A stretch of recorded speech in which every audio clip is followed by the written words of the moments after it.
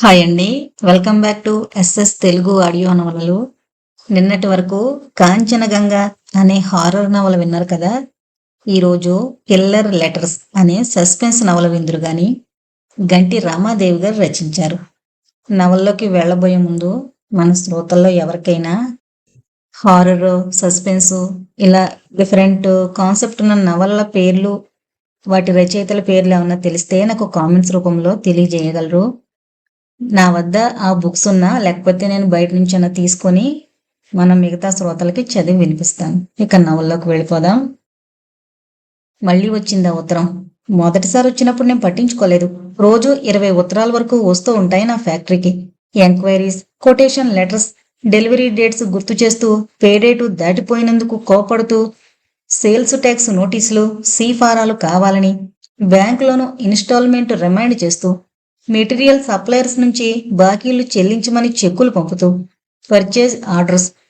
వారం రోజుల క్రితం వచ్చిన ఆ ఉత్తరం చిత్రంగా ఉంది. డైరీల్లో పేజీ కింద అచ్చువేసే కొటేషన్లు, గ్లాస్ మీద పెట్టే ప్లాస్టిక్ మూత పైన చాలా చూశాను. Xerox your life, you have a copy when you lose the original. Get lost, make someone happy. I am the boss. I have permission from my life to say, oh, hard work kills none. I don't take chances. Cheer up, things could be worse. ఇలాంటివి అన్నీ ఇంగ్లీష్లే, తెలుగులో ఒకటి తగలేదు. ఏ వారపత్రికలోనైనా ఒక page ఈ కొటేషన్స్కు కేటాయిస్తే బాగుండు. ఏదో మాసపత్రికలో చూసినట్లు గుర్తు కొటేషన్లు. ఇంగ్లీషు కొటేషన్లకున్న పాపులారిటీ వీటికున్నట్లు కనపడదు. కార్ల మీద, బనియన్ల మీద ఓ తెలుగు కొటేషన్ కనపడదు. వారం క్రితం వచ్చిన ఉత్తరం భిన్నమైంది. కొటేషన్లు లేవు. అడ్రస్ నాదే. M Kireeti, royal engineering industries, industrial estate, road number 7. Cover చింపి చూశాడు. Foolscap paper. మామూలుగా ప్రతి దుకాణాల్లోనూ, పేపర్ షాపుల్లోనూ దొరికేదే. ప్రత్యేకత ఏమీ లేదు. పేపర్ మొత్తం ఖాళీగా ఉంది. కుడి చేతి వైపు కార్నర్లో నల్లటి డ్రాయింగ్ ఇంకుతో గీసిన కోతి బొమ్మ. పళ్లపొడి అడ్వర్టైజ్మెంట్కు వాడే కోతి బొమ్మ. ఆ కోతి బొమ్మ తప్ప కాగితంలో మరేం లేదు. ఎవరు పంపించింది లేదు. నాకు అర్థం కాలేదు. ఎవరు ఈ ఉత్తరం పంపింది? 2 నిమిషాల ఆలోచన అనంతరం ఈ సిల్లీ లెటర్ గురించి ఆలోచించడం అనవసరం అనిపించింది. ఆ కాగితాన్ని కవర్తో సహా చెత్తబుట్టలో వేశాను. 4 రోజుల వ్యవధి తర్వాత ఈసారి మళ్లీ వచ్చింది. అదే రంగు కాగితం. తెల్ల కాగితం మీద నల్లటి డ్రాయింగ్ ఇంకుతో వేసిన కోతి బొమ్మ. ఈసారి బొమ్మ పెద్దదిగా ఉంది. పేపర్ మొత్తం కవర్ చేశారు. కుడి చేతి వైపు అడుగున చిన్నదిగా ఉన్న పాము బొమ్మ కొత్తగా అదనంగా చేరింది. పడగెత్తి బుస కొడుతున్నట్లు. పాము కాదు, పాము పిల్ల. పొంచి ఉన్న పాము పిల్ల ఈకిలిస్తున్న కోతి. పరీక్షగా చూస్తే దాంట్లో ఏదో చెడు దాగునట్టు అనిపించింది. చేతబడి బొమ్మలో ఉన్నట్లు. అంత తేలిగ్గా ఈసారి నా మనసు నుండి ఈ ఉత్తరం తొలగిపోలేదు. ఎవరు ఈ కోతి బొమ్మలు పంపుతున్నారు? ఎందుకు? ఏం ప్రయోజనం ఆశించి? ఈ మధ్యన నా బ్యాలెన్స్ షిప్ చాలా స్ట్రాంగ్గా ఉంది. రిజర్వ్స్ పెరిగాయి. నెట్వర్త్ బాగా పెరిగింది. క్యాపిటల్ మీద 2 టర్నోవర్, రిటర్న్ 50%. ఆర్డర్ బుక్ 6 నెలల వరకు ఫుల్. కెపాసిటీ పెంచితే ఇంకా ఎక్కువ ఆర్డర్స్ బుక్ చేసుకోవచ్చు. నా లైన్లో సంయమన ఇంజనీరింగ్ ఇండస్ట్రీస్ ఒక్కటే మా కాంపిటీటర్. పద్మజ, రాశి, కేఆర్కే, కృష్ణసాయి ఇంజనీరింగ్ కంపెనీలు నాతో పోటీ చేసేటంత పెద్దవి కావు. సంయమన ఇండస్ట్రీస్కు వాళ్ళ బిజినెస్ వాళ్ళకుంది. వాళ్ళ టర్నోవర్ లాభం అంత ఎక్కువగా లేకపోవచ్చు. సంయమన ఇండస్ట్రీస్ వాళ్ళు ఇలా కోతి బొమ్మలు గీసుకుంటూ టైం ఎందుకు వేస్ట్ చేస్తారు? ఇలాంటి పిచ్చి పనులు చేసేది ఎవరో పనిలేని సోమరులే ఉంటారు. సంయమన వాళ్ళు నన్ను తప్పుదోవ పట్టించాలని, నా కాన్సంట్రేషన్ మీద దెబ్బతీయాలని ఇలా చేస్తున్నారు. అయితే ఈ బొమ్మలు వేయడం నా కాన్సంట్రేషన్ దెబ్బతింటుందని వాళ్ళు అనుకుంటున్నారా? ఈ కోతి, పాము పిల్లల బొమ్మలు చూసి నేను భయపడి పారిపోతానని వాళ్ళు అనుకుంటున్నారా?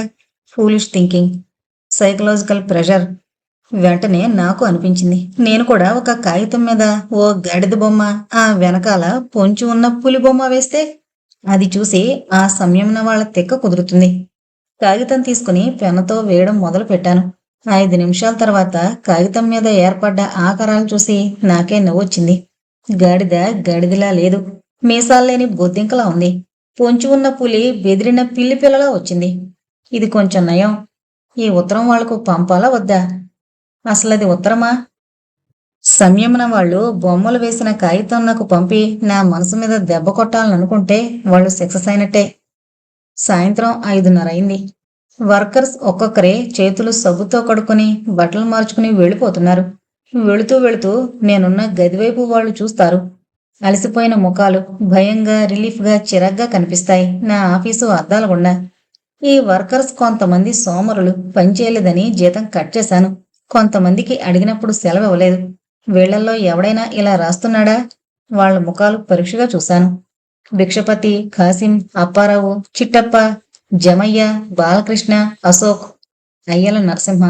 వీళ్లలో ఒక్కడికి ఇలా డ్రాయింగులు వేసి కవర్ కొని నాకు పోస్ట్ చేసే ఓపిక లేదు. మరి ఎవరు పంపుతున్నారు?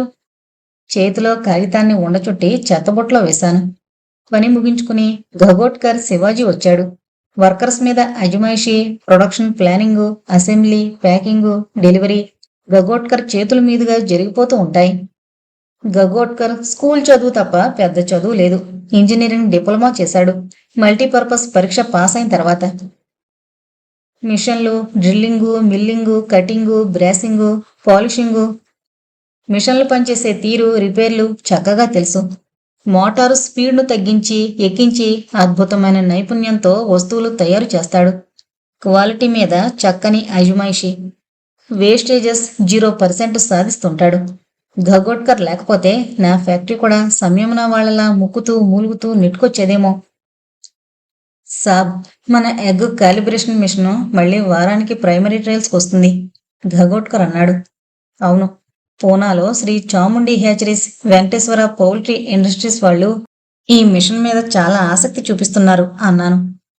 మన ట్రయల్స్ సక్సెస్ అయితే 40,000కు తక్కువ కాకుండా అమ్మొచ్చు. మంచి డిమాండ్ ఉంటుంది అన్నాడు గగోట్కర్. గగోట్కర్ రాత్రి పొద్దుపోయిన తర్వాత గాని ఇంటికి వెళ్ళడు. ప్రతి మిషను పరీక్షించి లోపాలు చూసి వెళతాడు. అందరికంటే ముందొచ్చి వర్కర్స్ చేత క్లీనింగు, ఆయిలింగు చేయించి పని ప్రారంభిస్తాడు 8 అయ్యేసరికి. రాత్రి 7 గంటలకు కారులో నేను వెళ్ళిపోతాను. నేను వెళ్లేసరికి రాగిణి ఎదురు చూస్తూ ఉంటుంది. రాగిణిని తలుచుకోగానే నా సరికొత్త వాల్కస్ వ్యాగన్ పోలా కారు రయ్యన పరిగెడుతుంది. తెల్ల కాగితం మీద కోతి బొమ్మ సంగతి, ఎగ్ మిషన్ గురించి, గగోట్కర్ గురించి నాకేమాత్రం గుర్తుండదప్పుడు. పొగమంచు ఇంకా పూర్తిగా విడివడలేదు. స్పష్టంగా పచ్చటి గులాబీ చెట్లు, ముదురు ఎర్రగా, పసుపచ్చగా, లేత ఎరుపులో, తెల్ల రంగులో అనేక పూలు కనిపిస్తున్నాయి. ఈ సీజన్లో పూలు బాగా వచ్చాయి. మేడ మీద నుండి చూస్తూ ఉంటే చిన్న ఎర్రటి పూలు, పెద్ద పసుపచ్చ పూలు ఆకాశంలో దూరంగా దగ్గరగా మెరిసే మిణుకుమనే నక్షత్రాల్లా ఉన్నాయి. చెట్లు చుట్టూ తవ్వుతూ బాబాయ్ కనిపించాడు. నేను మేడ మీద బాల్కనీలో కూర్చునున్నాను. అక్కడి నుంచి చక్కగా నిర్వహించబడే నా గార్డెన్ చూడడం నాకు చాలా ఇష్టం. బాబాయ్ పిలిచాను. 2-3 సార్లు పిలిస్తేనే గాని వినపడదు. మళ్ళీ పిలిచాను. తలెత్తి చూశాడు. ఎందుకు బాబాయ్, పనివాళ్ళున్నారుగా, ఎందుకు నీకు శ్రమ? 2 క్షణాలు నా కేసి చూశాడు. తర్వాత తలదించుకుని తన పనిలో మునిగిపోయాడు. ఆయనకు నేను చెప్పింది అర్థమైంది లేంది నాకు తెలియలేదు. మా ఇంట్లోనే ఉంటాడు. గార్డెన్లో ఉన్న చిన్న ఇంట్లో. పేరుకు మా ఇంట్లోనే ఉంటాడన్న మాటే కాని ఒక్కోసారి 4-5 వారాలకు ఒకసారైనా కనపడ్డు. ఒకే ఇంట్లో ఉన్న వీఆర్ స్ట్రేంజర్స్. ఏ కాలమైనా తెల్లవారుజామునే లేవడం నాకు అలవాటు. ఇక్కడికొచ్చే ముందు గోరువెచ్చటి నీటిలో స్నానం చేశాను. సిల్కు లాల్చి ఒంటికి మెత్తగా తగులుతూ ఉంది. పొగమంచు కరిగిపోతూ మాయమవుతున్న వేళ, నులివెచ్చటి సూర్యకాంతి చెట్ల మధ్య నుండి కోసుకుంటూ ప్రవహిస్తున్న వేళ, గాలికి పూల చెట్లు కదులుతున్న ఈ వేళ నాకెంతో ఇష్టం.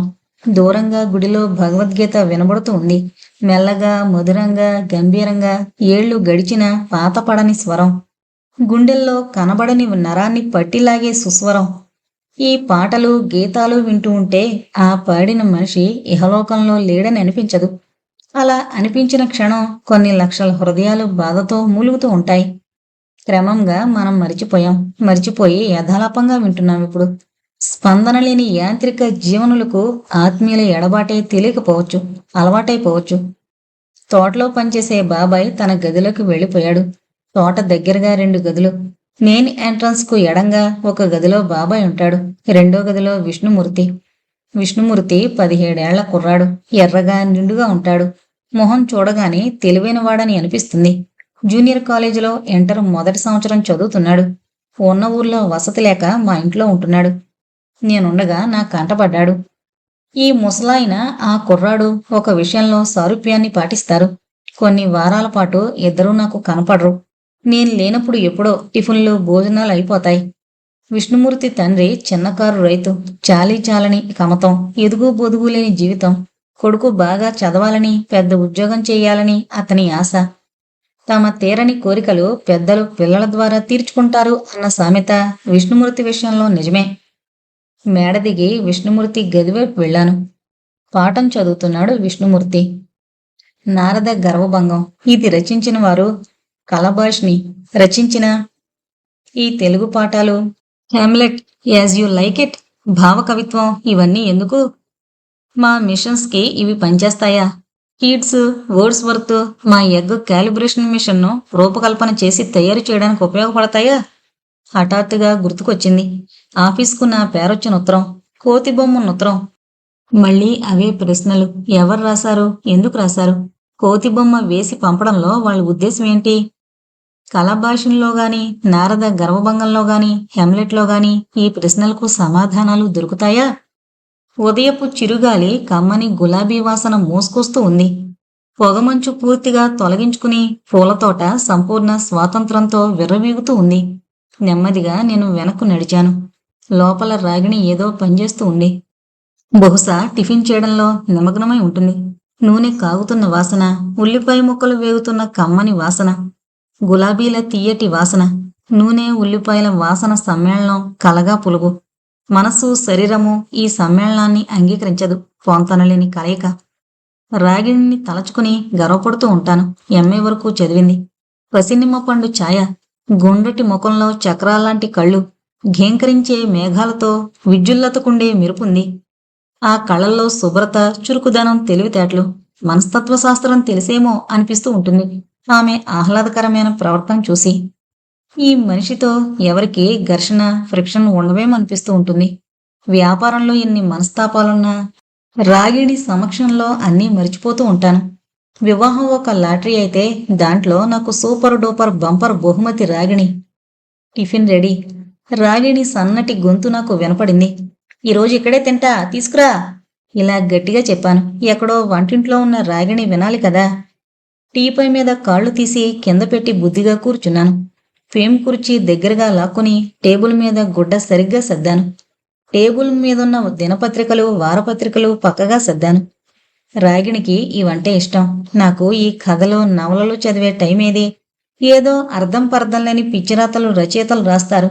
అవి పత్రికలో వచ్చాయి. ఇలాంటి వాళ్లకు పిచ్చి పట్టిస్తూ ఉంటాయి.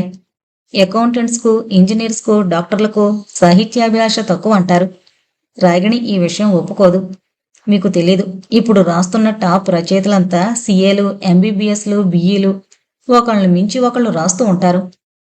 ఇంతకీ రాయడమా రాయడమా? రాయడమని అందరికీ తెలుసు. మాట్లాడేటప్పుడు మనం రాయడమనే కదా అంటాం. ఇదో రకంగా వ్యావహారిక భాషాసేవ అన్నమాట అంటుంది. ఇంగ్లీషు దినపత్రికలు ఫ్యాక్టరీకి వస్తూ ఉంటాయి. ఆంధ్రపత్రిక, ప్రభ, జ్యోతి, భూమి, ఈనాడు, ఉదయం, దిన, వారపత్రికలు ఇంటికే వస్తాయి. ఇన్ని పత్రికలు ఎందుకు? వార్తలకొకటి చాలదు, సీరియల్స్కి ఒక వారపత్రిక చాలదు అన్నాను రాగిణితో ఒకసారి. దేని ప్రత్యేకత దాంది, అన్నీ ఒకటెలా అవుతాయి అంది రాగిణి. రాగిణికి నేను వెళ్ళిన తర్వాత బోల్డంత తీరిక. బహుశా అదే కారణం కావచ్చు ఇన్ని పుస్తకాలు చదవడానికి, కొనడానికి. నేను ఎప్పుడైనా వీక్లీ తిరగేస్తుంటాను. సినిమా బొమ్మలు చూసి పడేస్తుంటాను. నా చేత చదివించాలని రాగిణి ప్రయత్నం. రాగిణిది అదో తరహా. నేను మరీ ప్రాక్టికల్ మనిషిని. ఇన్ని సీరియల్స్ చదివే రాగిణి ఫ్యాంటసీ లైక్ చేస్తుందనుకుంటా. సారీ రాగిణి, వీక్లీల విషయంలో నేను వీక్, నువ్వు అలా కాదు. ఆ విషయంలో నువ్వు స్ట్రాంగ్లీ అంటాను. పిల్లలిద్దరినీ క్రమశిక్షణలో పెంచుతుంది. వాళ్ళని పట్టించుకునే ఓపిక, శ్రద్ధ నాకు లేదు. మరి అంత స్ట్రిక్ట్ పనికిరాదు. వాళ్ళకి కొంచెం ఆటవిడుపు ఉండాలి అన్నాను వాళ్ళని చూసి జాలి పడుతూ ఒకసారి. మనిషికి, జంతువుకి తేడా ఈ క్రమశిక్షణే. సంగీతం విని అభిమానించే మనసు, దాన్ని రిఫైన్ చేసే శక్తి, కవిత్వం వినడం, రాయడం మనిషిని, మృగాన్ని వేరు చేస్తాయి. మనిషి అనిపించుకోవాలంటే ఈ అభిరుచులుండాలి. దానికి మొదటి మెట్టు క్రమశిక్షణ. నవలలో మొదటి పేజీ చివరి పేజీ చదివితే తృప్తి రాదు. సంగీతం యథాలాపంగా వింటే మైమరుపు రాదు. ఆ డిసిప్లిన్ మృగాలకుండదు. వాటి ఎమోషన్స్ అప్పటికప్పుడు పుట్టి సమసిపోయే బుడగలాంటిది.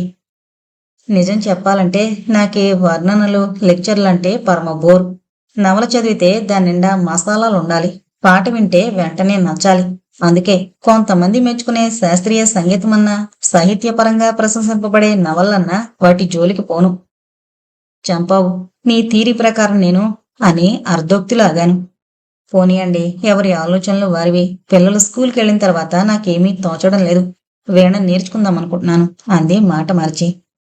పనిలేని ఆడపడుచులకిదో జబ్బు అని లోపలనుకుని పైకి సరే అన్నాను.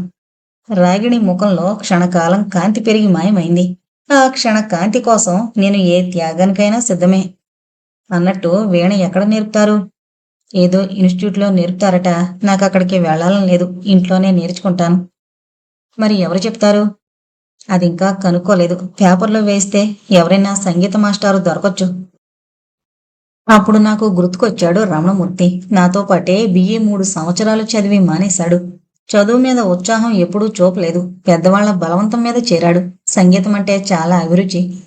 ఇంజనీరింగ్ చదువు మానేసి సంగీతంలో చాలా కృషి చేశాడని విన్నాను. సంగీతంలో ఆత్మసంతృప్తి చెందాడేమో గాని ఆర్థికంగా లాభపడలేకపోయాడు. రాగిణికి రమణమూర్తిని ట్యూటర్గా పెడితే రమణమూర్తికి సహాయం చేసినట్టవుతుంది. రాగిణి కోరిక తీరుతుంది. రాగిణికి ఆ విషయం చెప్పాను. ఓ ఆదివారం రమణమూర్తిని ఇంటికి పిలిపించాను. పరిచయాలు పూర్తయిన తర్వాత కొన్ని క్షణాల మౌనం. నాకింకా గుర్తులేదు ఏ రకంగా సంభాషణ ప్రారంభమైందో. నీటిలో వదిలిన చేప పిల్లలంత సహజంగా వాళ్ళు సంగీత సాహిత్య సముద్రంలో ఈదుకుంటూ వెళ్ళిపోయారు. పరిసరాలు మరిచిపోయారు. ముళ్ళ మీద కూర్చున్నట్టు కూర్చున్నాను. తర్వాత మెల్లగా బయటపడ్డాను. నేను బయటకు రావడం వాళ్ళు గమనించలేదు.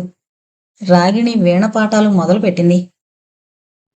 రాగిణి ఎదురుగా వచ్చేసరికి క్షణంలో 1000వ వంతులో వచ్చిన నా ఆలోచనలను, గతాన్ని వర్తమానంలోకి తీసుకొచ్చాను. రాగిణి చేతిలో ప్లేటు, పొగలు కక్కుతోన్న పెసరట్టు ఉప్మా, ఆకుపచ్చ రంగులో పెసరట్టు, తెల్లటి ఉప్మా, పెసరట్టు మీద చల్లిన అల్లం, ఉల్లిపాయలు, జీలకర్ర, ఉప్మాలో కనబడే జీడిపప్పు. రారాజు కూడా మనసులో ఉన్న కోరిక తీరదు. ధనరాశులు ఎన్నున్నా, మడులు మాన్యాలు నిండుగా ఉన్నా ఆకలి మీద చక్రవర్తికి కోరింది లభించదు, దొరికింది సహించదు. మనసులో జనించే వాంఛకు అనుగుణంగా ఎవరికి ఏదీ జరగదు. 100కొక్క రోజు అలా జరగడం నిజంగా అదృష్టమే. నాకు ఈరోజు ఈ టిఫిన్లు తింటే బాగుండు అని మనసులో అనిపించింది. అదే వచ్చింది. రాగిణికి టెలిపతి, క్లేర్ వాయిస్ లాంటివేమైనా తెలుసా? ఎలా గ్రహించింది? ఇది మొదటిసారి కాదు. మనసులో ఊహను ఊహించి తదనుగుణంగా తృప్తినందించడం రాగిణి ప్రత్యేకత. నిన్న మార్కెట్లో కొత్త ఆయిల్ వచ్చింది. డబుల్ రిఫైన్డ్, సోయానో రైస్ బ్రేనో. దాంతో ఎలా వస్తుందో ట్రై చేశాను. ఒక ముక్క నోట్లో పెట్టుకున్నాను. రుచిగానే ఉంది. రాగిణి, అల్లం ముక్కలు దంపి మొత్తం పిండిలో కలిపి వేస్తావు. వాటిని కూడా ముక్కలుగా ఉంచేస్తే బాగుంటుంది కదా. అల్లం ముక్కలు దంపి వెయ్యాలి. ఉల్లిపాయ ముక్కలు పైన అద్దాలి. ఎలా చేశారన్నది కాదు, ఎలా ఉంది అన్నది ప్రధానం. ఎలా ఉంది అంది. రాగిణి ప్రతిదీ ఆలోచించి చేస్తుంది. ప్రతి పనికి ఒక ఎక్స్ప్లెనేషన్ ఇస్తూ ఉంటుంది. ఆమెతో వాదించడానికి నాకు పాయింట్లేమీ దొరకవు. నేను ఎక్స్పోజ్ అవడం తప్ప. అద్భుతంగా ఉంది. ఏది కొంచెం ఆ చట్నీ వెయ్యి తింటూ అన్నాను. మనసు పొరల్లో ఓడిపోకూడదన్న భావమో అహంభావమో తెలీదు. నేను మళ్ళీ రాగిణిని ప్రశ్నించాను. నేను నేతి పెసరట్టు చేయమంటే చేయవేం? రిఫైన్డ్ ఆయిలే రుచి. నేతి పెసరట్టు చప్పగా ఉంటుంది. వేడి చల్లారితే అధ్వానంగా ఉంటుంది. రాగిణితో మాట్లాడడం కష్టం. ఆలోచించకుండా మాట్లాడితే చిక్కుల్లో పడ్డం తప్పదు. మాట మారుస్తూ అన్నాను. అబ్బాయి అమ్మాయి లేచారా? ఇవాళ నుంచి హాఫ్ ఇయర్లీ మొదలు. తెల్లవారుజామున లేపొచ్చు కదూ. ఆ సమయంలో మంచి నిద్ర పడుతూ ఉంటుంది. అప్పుడు లేపడం ఆరోగ్యానికి హాని. అది కాక నిద్ర పాడై ఉన్న ఆ పసివాళ్లకు చదువు మీద దృష్టి ఉండదు. అందుకే రాత్రి చాలా పొద్దుపోయేంత వరకు చదివించి ఉదయం కొంచెం ఆలస్యంగా నిద్రలేపుతా. చదువు మనసుకు పట్టాలి. పరీక్ష కోసం ముక్కును పెట్టుకుని వెళ్ళకూడదు. అసలు పరీక్షల ముందు చదవకపోవడమే మంచిది. నాకు ఇదొక అర్థం కాని విషయం. పూర్వకాలంలో సూర్యోదయానికి పూర్వమే నిద్రలేచి కాలకృత్యాల తర్వాత పాఠ్యాంశాలను మననం చేసుకోవడం మన సాంప్రదాయం కదా. అప్పుడు ఈ వాతావరణ కాలుష్యం, శబ్ద కాలుష్యాలు లేవు కదా. ఇప్పుడు తెల్లవారకు ముందే రణగుణ ధ్వనులు మొదలు. రాత్రే ప్రశాంతంగా ఉంటుంది. ఈసారి ఎలా ఉంది వాళ్ళ చదువు? బాగానే ఉంది. ఒకళ్ళను మించాలని ఇంకొకళ్ళ కోరిక. స్పర్ధ వల్ల చదువు పెరుగుతుంది. విద్యలో పోటీ ఉంటే మంచిది. అందుకే ఆ స్పర్ధను నేను కూడా సమర్థిస్తూ ఉన్నాను. అది మిగిలిన విషయాల్లో కనబడనివ్వకుండా చేస్తున్నాను. ఇంకా 4వ తరగతి, అప్పుడే పోటీ ప్రారంభం. రాగి, ఈరోజు ఫ్యాక్టరీలో కొత్త మిషనరీ ట్రై చేస్తున్నాం. గగోట్కర్కి, అదే మా ఫోర్మ్యాన్, అతను కూడా నాతో పాటే భోంచేస్తాడు. లంచ్కి ఇంటికి వెళ్ళనివ్వను. 2 భోజనాలు పంపు. అన్నట్టు రమణమూర్తి వస్తున్నాడా? వీణ పాఠాలు ఎలా సాగుతున్నాయి? రాగిడి ముఖంలో కనపడిన మార్పు నాకు ఆనందాన్ని కలగజేసింది. వీణ పాఠాలు అన్న పదం ఆమెలో కోటి కోయిల కంఠస్వరాల అంతులేని వీణాజంత్రుల నాదాలు వినిపించిన అనుభూతిని కలిగించుండొచ్చు. ఈ సంగీతం అంతులేని అగాధమండి.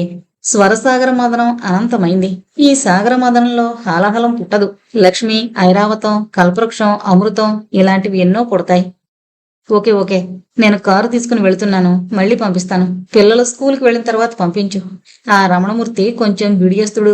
ఆకలేసినా దాహం వేసినా అడిగేవాడు కాదు. ఇంటికొచ్చినప్పుడు రిఫ్రెష్మెంట్లు ఆఫర్ చేయడం మర్చిపోకు. ఇస్తాను. ఫ్యాక్టరీలో నేను అడుగు పెట్టేసరికి గగోట్కర్ క్యాలిబ్రేషన్ మిషన్ దగ్గర నుంచుని ఏదో చేస్తున్నాడు. గగోట్కర్ ముదురు నీలిరంగు ముతక బట్టలు ధరించాడు. భూతద్దాల్లాంటి కళ్ళజోడు. ఆ వెనక అతని కళ్ళు సహజంగా ఎలా ఉంటాయో నేనెప్పుడూ చూడలేదు. మొత్తం కన్నంతా చిన్న వేపాకులా ఉంటుంది. మనిషిలో మౌని గగోట్కర్. ముఖంలో విషాదం తొంగి చూస్తూ ఉంటుంది. మధ్యాహ్నం భోజనం వచ్చింది. గగోట్కర్ మొహమాట పడుతూ తిన్నాడు. రాత్రి 9:30 దాటిపోయింది ఇంటికి వెళ్లేసరికి. అలసటగాను చికాగ్గాను ఉంది. శీతాకాలం ప్రవేశించింది. చురకత్తి కోతలాంటి శీతపు గాలి వీరవిహారం చేస్తూ ఉంది. కారు తోట చుట్టూ తిరిగి ఇంటి ముందు ఆగింది. రాగిణి గుమ్మంలో నిలబడుంది. మెర్కురీ లైట్ల కాంతి ఆమె కట్టుకున్న లేత నీలం రంగు చీర మంచు పర్వతాల లోయలో నీటి తటాకంలా ఉంది. ప్రసన్నంగా ఉన్న ఆమె ముఖం చూస్తే చాలు అలసటంతా మాయమవుతుంది. కాని ఆ రాత్రి నాలుక మీద పొల్లటి ద్రవం పడినప్పుడు కలిగినటువంటి అనుభూతి హఠాత్తుగా కలిగింది. రాగిణి నవ్వలేదు. మొదటిసారిగా అవగతమవుతోంది. రాగిణి మనస్ఫూర్తిగా నవ్వడం నేను చూడలేదు. ఇవాళ ఎందుకు? నా రాకిష్టం లేదా? చచ్చా, నా భ్రమ కావచ్చు. కొంతమంది చిన్న విషయాలకే పగలబడి నవ్వుతారు. కొందరు ఎంత పెద్ద నవ్వొచ్చే విషయమైనా చిరునవ్వే సమాధానంగా ఇస్తారు. గుర్తుకొచ్చింది జరిగిపోయిన నేషనల్ ట్రాజడీ. సభా ప్రాంగణాన్ని మరుభూమిగా మార్చిన ఆ మంగళవారం రాత్రి. 7 7 7 అంటూ ఏడుపునకు 3 రెట్లు ఎక్కువ చేసిన ఆ రాత్రి 21వ రాత్రి. ఎంత చిన్నపిల్లల్లా ఏడ్చారు. ఆత్మీయుల్ని కోల్పోయినట్టు ఏడ్చారు. పొట్టుమని 10 రోజులు కూడా కాలేదు. ఎంత తొందరగా మరిచిపోయారు. మళ్ళీ జీవన సమరం సాగిస్తున్నారు. మామూలుగా ఎమోషన్స్ పెట్రోల్లా మండించే మనిషిలో స్థిరత్వం తక్కువ. విషాదాన్ని కలకాలం మూసుకునే కళ్ళల్లో నీలి నీడలు అతి జాగ్రత్తగా వెతికితే కాని కనపడవు. ఉవ్వెత్తున లేచిన కెరటం అద్భుతమైన శక్తితో తన ఉనికిని ప్రకటించొచ్చు. ప్రశాంతంగా పారే సెలయేరే కదా శాశ్వత ఆనందాన్ని జనానికి పంచేది. రాగిణి చిలికిన కర్రముక్కలా బొగ్గున మండేది కాదు. నెమ్మదిగా కాలే కుకింగ్ కోల్. కళాకారులు, సాహిత్య ప్రియులు, మేధావులు తమ పరిధి దాటిరారు. అది వాళ్ళ ఆలోచన వలన, లేక వారిని మెప్పించి కదిలించే విషయాలు చాలా తక్కువ. రాగిణి ఎమోషన్స్కి తొందరగా లొంగదా? వచ్చారా? రండి.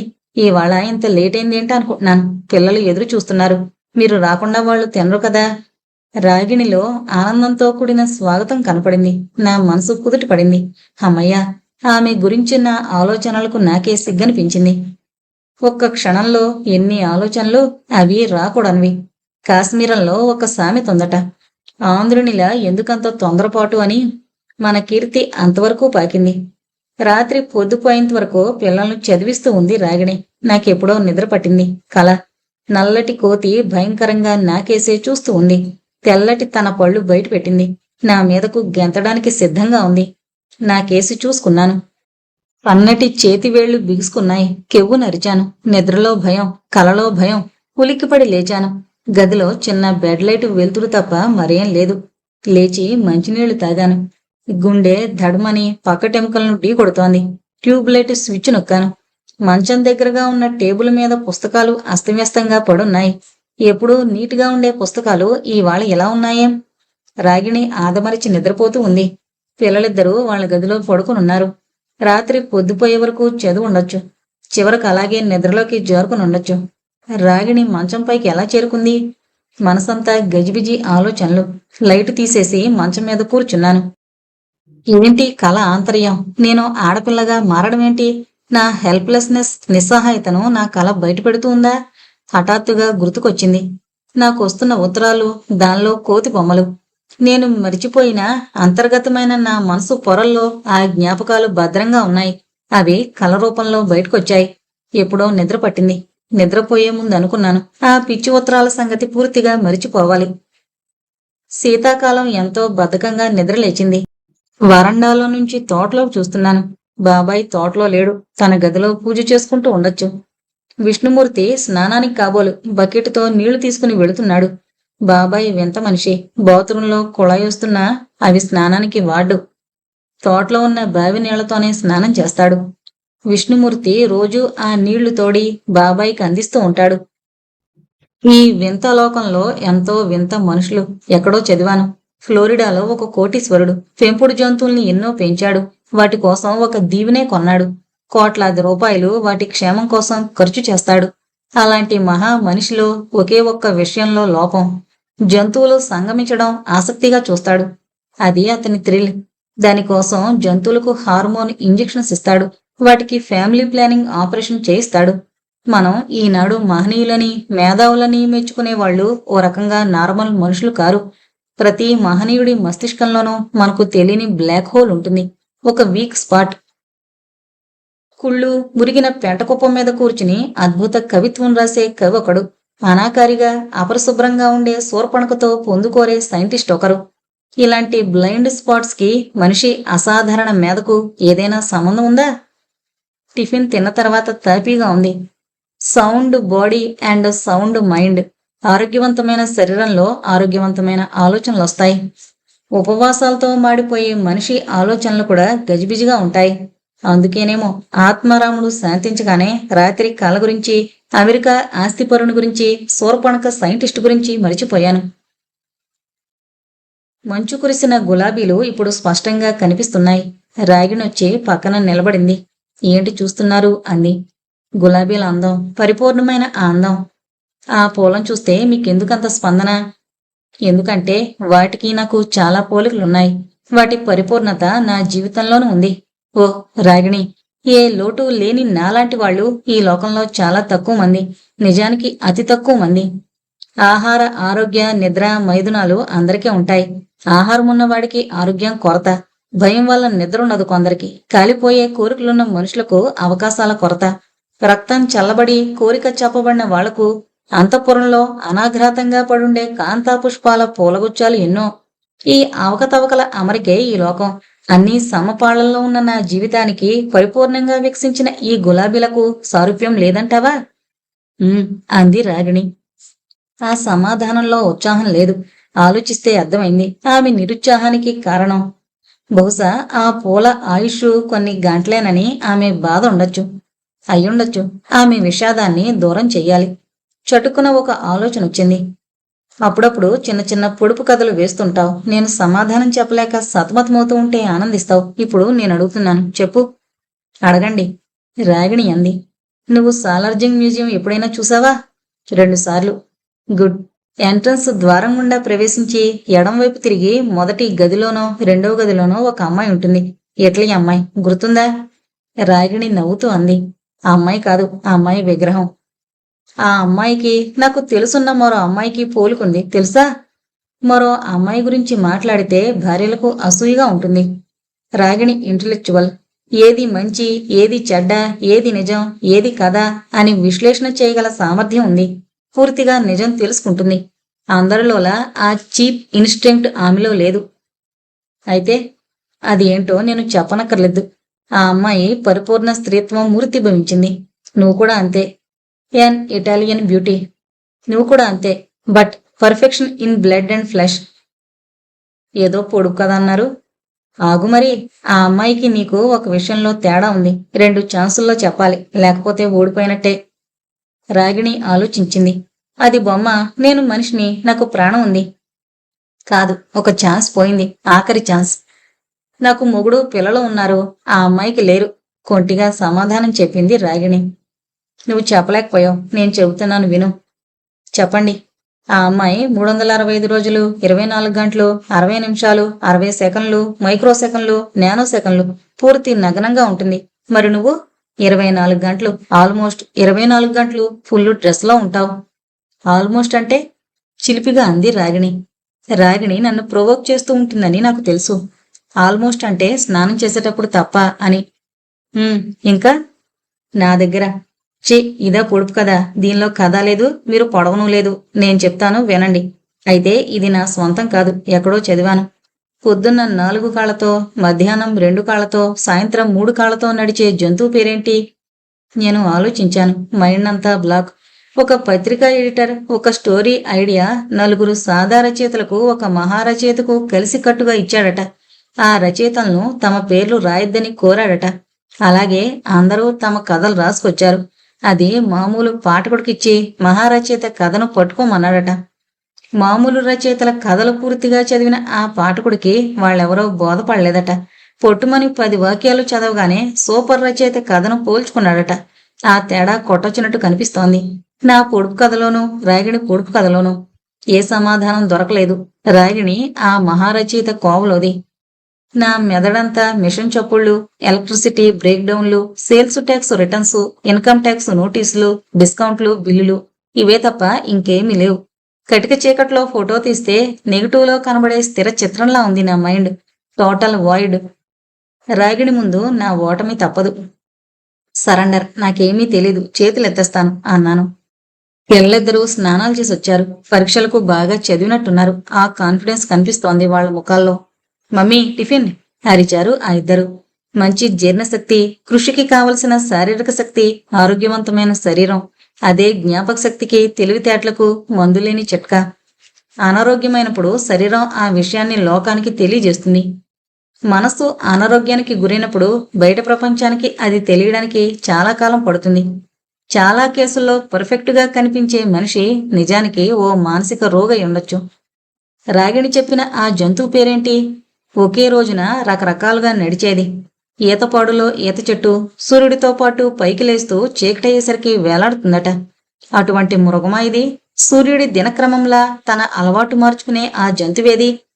ఆలోచించండి, వీళ్ళకి టిఫిన్ పెట్టొస్తాను అని రాగిణి లోపలికి వెళ్ళిపోయింది.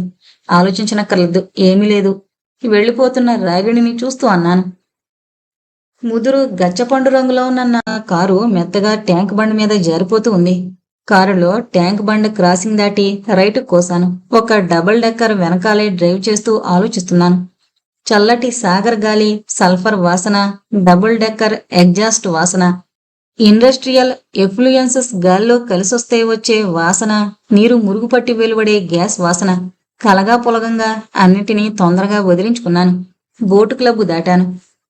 న్యూ ఒబరాయ్ ఇంటర్నేషనల్ పక్కన ఆగాను. న్యూ ఒబరాయ్ ఇంటర్నేషనల్, ఒబరాయ్ కాదు ఒబిరాయ్ అనుంటే కరెక్ట్. ఈ ఒబిరాయ్ ఇంటర్నేషనల్ ఒక కాకా హోటల్. పొట్టుమని 15 టేబుల్స్ కూడా లేవు. ప్రొపరేటర్ బద్ధకంగా ఆవులిస్తూ కూర్చున్నాడు. వీళ్ల బిజినెస్ అంతా రాత్రే. పేర్లు సెలెక్ట్ చేయడంలో వీళ్ళకెవరూ సాటి రారు. Hotel grand, hotel air India, hotel Taj international. అయితే పేర్లలో ఎక్కడో తప్పు ఉంటుంది. అది అజ్ఞానం వల్ల వచ్చిందో లేదా అతి తెలివిగా లీగల్ యాక్షన్ తప్పించుకోవడానికి చేసిందో తెలీదు. కారు ఫ్యాక్టరీ చేరింది. కారు షెడ్లో పెట్టి గుమ్మాలెక్కాను. ఎం కిరీటి ప్రొపరైటర్ అని రాసున్న గదిలో కడుగు పెట్టాను. బయట royal engineering industries, specialist in poultry equipment అన్న బోర్డు కొంత భాగం నా ఆఫీసు కిటికీని కొంత కప్పేసింది. ఆఫీసు అద్దాల్లోంచి ఫ్యాక్టరీ అంతా వివరంగా కనబడుతోంది. అద్దాల్లో నుంచి చూశాను. ఫోర్ మ్యాన్ గగో తన సీట్లో కూర్చునున్నాడు. డ్రాఫ్ట్ మ్యాన్ టేబుల్ కొంచెం వంచి స్కేల్తో ట్రాన్స్పరెంట్ పేపర్ మీద ఏదో గీస్తున్నాడు. డ్రిల్లింగ్ మిషన్స్, షేవింగ్ మిషన్స్ రణగొణధ్వని చేస్తూ పనిచేస్తూ ఉన్నాయి. గగోట్కర్ నీలం కలర్ ప్యాంటు, తెల్ల చొక్కా వేశాడు. ఇవాళ ఏంటో విశేషం. గగోట్కర్ మరాఠీ, ఇంజనీరింగ్లో డిప్లొమా తీసుకున్నాడు. నా దగ్గర చేరి 10 ఏళ్లవుతోంది. గగోది స్థూల శరీరం, అయినా బద్ధకస్తుడు కాదు. గగో అని పిలిచాను. మిషన్ల ధ్వనిలో వినపడలేదనుకుంటా. బెల్ల మోగించాను. ఆఫీసు బాయ్ ఇచ్చాడు. చూడు, గగో సాబుని పిలు తర్వాత ఒక గంట ఆగి కారు అదే పాత అంబాసిడర్ ఇంటికి తీసుకెళ్ళు. బజార్కి వెళ్లాలంటే అమ్మగారిని తీసుకుని వెళ్ళి 1 గంటకు భోజనం పట్రా. సరే అన్నాడు. తాళాలున్నాయా అడిగాను. ఉన్నాయండి. గగో సాబిని పిలువు. గగో వచ్చాడు. ఎదురుగా కూర్చున్నాడు. మన ఎగ్ కాలిబ్రేషన్ మిషన్లో డిఫెక్ట్ సాల్వ్ అయ్యాయా అడిగాను. పవర్ ఎంత కావాలో లెక్క వేశాను. ఓకే, ఇప్పుడు కరెంటు పెద్ద సమస్య కదా. పవర్ రిక్వైర్మెంట్ ఎంత తక్కువ ఉంటే అంత మంచిది. ఈ అంటే ఎలక్ట్రిక్ మోటివ్ ఫోర్స్కు రెసిస్టెన్స్ కావాలంటే ఈ బై వి అన్న ప్రిన్సిపల్ ఉపయోగించు. ఆల్రైట్, అవన్నీ లెక్కలు వేయండి. ముఖ్యంగా 3 ముఖ్యాంశాలు గుర్తుంచుకోవాలి. లో power consumption, high performance and లో బ్రేకేజీ ఆఫ్ ఎగ్స్. తక్కువ కరెంటు ఖర్చుతో ఎక్కువ గుడ్లను గ్రేడింగ్ చేస్తూ తక్కువ గుడ్లు బ్రేకేజీతో మన మిషన్ పనిచేయాలి. మన మిషన్కు మళ్లీ వారం ట్రయల్స్. ప్రోటోటైపీ రెడీగా ఉంది. 5 HP మోటార్ బిగించాం సార్. ఒక 100 కోడిగుడ్లు కావాలి ప్రైమరీ టెస్టింగ్కు. అలాగే తెప్పించండి. ఆ తెచ్చేవాడికి చెప్పండి గుడ్డు సైజులు రకరకాలుగా ఉండాలని. బాతుగుడ్లైనా పర్వాలేదు, సైజు మాత్రం ఒకేలా ఉండకూడదు. 100 రూపాయల నోట్ ఇచ్చాను గగోకు. ఇంటికి ఫోన్ చేశాను. జవాబు లేదు. వీడు కారు ఇంటికి తీసుకెళ్లాడా, ఊరంతా తిరుగుతున్నాడా? కొన్ని నిమిషాలు ఎవరూ ఎత్తలేదు. పిల్లలు పరీక్షకు వెళ్ళుంటారు. మరి రాగిణి వాళ్లతో వెళ్ళిందా? ఆ అలవాటు లేదే. వీడు కారు తీసుకుని ఇంటికెళ్ళి రాగిణిని తీసుకుని బజారుకెళ్ళాడా? అంత ఎఫిషియంటా? నమ్మకం లేదు. 10 నిమిషాలాగి మళ్లీ చేశాను. రాగిణి హలో అంది. రాగిణి, ఇందాక ఫోన్ చేశాను. అప్పుడు రమణమూర్తి గారు పాఠం చెప్తున్నారు. నేను వచ్చేలోపల ఫోన్ కట్ అయింది. ఏం లేదు, కారు తీసుకునొచ్చాడా? నువ్వు ఎక్కడికి వెళ్ళడం లేదా? లేదు, పాఠాలింకా పూర్తవలేదు. సరే, 1 గంటకు వాణ్ణి తిరిగి పంపించు. మామూలు తెలుసుగా. భోజనాలు పంపిస్తాను. రమణమూర్తి ఎలా ఉన్నాడు? చదువుకునేటప్పుడు నాకు చాలా క్లోజ్. ఇప్పుడు సార్ సార్ అంటాడు. ఆయన చాలా ఇంట్రెస్టింగ్ పర్సన్ అండి. గంటలు నిమిషాల్లా గడిచిపోతాయి ఆయన సమక్షంలో. ఫోన్ పెట్టేశాను. గగో ఎప్పుడొచ్చాడో. కుర్చీలో కూర్చున్నాడు. హుస్మంటూ. ఏమైంది? ప్రాబ్లమ్స్, సమస్యలు. ఆ అబ్బాయిలిద్దరికీ చదువు మీద ఇంట్రెస్ట్ లేదు. ఇద్దరూ తప్పారు. మిసెస్ కణకణలాడే ఓ నిప్పుల కుంపటి. ఎప్పుడూ ఏదో ఒక దానికి సూర్యకారంలా మండుతూ ఉంటుంది. అన్నీ ఉన్నా ఏదో తక్కువైనట్టు ఏడుస్తూ ఉంటుంది. గగో ఎన్నడూ తన వ్యక్తిగత సమస్యలు నాతో చర్చించలేదు. ఈ రోజు ఎందుకు చెప్తున్నాడు? సారీ గగో, గొప్పవారి సంతానం గొప్పవారవడం చాలా అరుదు. అగ్నిగుండంలో పడితేనే గాని బంగారానికి కూడా శుద్ధయ్యే యోగం లేదు. బహుశా ఆ అవకాశం పిల్లలకి మనం కల్పించక వారికి లోటు రాకూడదనే చూస్తాం. అదే పొరపాటు. అదే వాళ్ల పాలిట శాపం. ఒంటరిగా వాళ్ళని వదలాలి, లోకం ఫేస్ చేయమని. ప్రతి చిన్న బహుమానం వెనక అది చిన్న చాక్లెట్ కావచ్చు. అది అపనంగా రాదని, దానికి ఎంతో శ్రమ అవసరమని తెలిస్తే ఆ మనిషి జీవితం రాణించినట్టే. కొందరు జన్యురీత్యా మందకొడిగా ఉంటారు. అటువంటి కేసుల్లో మనం ఏమీ చేయలేం. గగో ఎంతటి నరకం అనుభవిస్తున్నాడో నా ఊహకు అందనిది. రాగిణి గగోట్కర్ భార్య, ఉత్తర దక్షిణ ధృవాలు అన్నది నాకు అర్థమైన విషయం. నో సార్, ఆమె చేతి వంట తింటే ఎంతో తొందరగా ఈ భూలోకం వదిలేద్దాం అనిపిస్తుంది. అందుకే నేను పనిలో ఆనందం పొందుతాను. I don't have face otherwise. చెప్పకూడని చెప్పినట్టు బాధపడుతూ ఆగిపోయాడు గగోట్కర్. పేరు గట్టిగానే ఉంది. ఇలా భార్యాబాధితుడని అనుకోలేదు. నా విషయం గుర్తుకు రాగానే గగు అంటే జాలి కలిగింది. రిక్షాలో కూర్చున్నవాడు రిక్షా తొక్కుతున్న వాడిని చూసి పడే జాలి లాంటిది. అయినా కూర్చున్నవాడు, ఓ అబ్బి, నువ్వు కొంతసేపు ఇలా కూర్చో, నేను తొక్కుతాను అండు. మళ్ళీ గగు అన్నాడు. నాకు లిటరేచర్ అంటే ఇష్టం, సంగీతం ప్రాణం. ఆమె ఉద్దేశంలో అవన్నీ నాన్ సెన్స్. ఏంటి వీటి వల్ల లాభం? ప్రతి పనికి ఓ లాభం ఉండాలి. అది వెంటనే డబ్బు రూపంలో కనపడాలి. కామన్ సెన్స్, జనరల్ నాలెడ్జి, మానసిక ఉల్లాసం అన్న మాటలు ఆవిడకు గ్రీక్ అండ్ లాటిన్ లాంటివి. వేదాల ప్రాముఖ్యం ఓ క్రూర మృగానికి వినిపిస్తే ఎంతో, ఈ సున్నితమైన భావాలు ఆవిడికి వినిపించినా అంతే. గగో మనసులో ఇంత నిర్దయ గగో ఉందా? మనుషులంతా ఒకటే అయితే ఇన్ని రకాల, భూమి ఒక్కటే అయితే ఇన్ని రకాల మట్టుందా? భూమిలాగే మనుషుల్లో కూడా తేడాలు. మనుషులు ఒకటైనా అభిరుచులెన్నో. ఎప్పుడూ ఈ లెక్కలతోనూ క్యాల్కులేషన్స్ తోనూ సతమతమవుతూ మీ సాహిత్య సంగీత సేవనం ఎప్పుడు? అదే సార్, ఆదివారం రోజు. ఆ రోజు నా స్వంతం.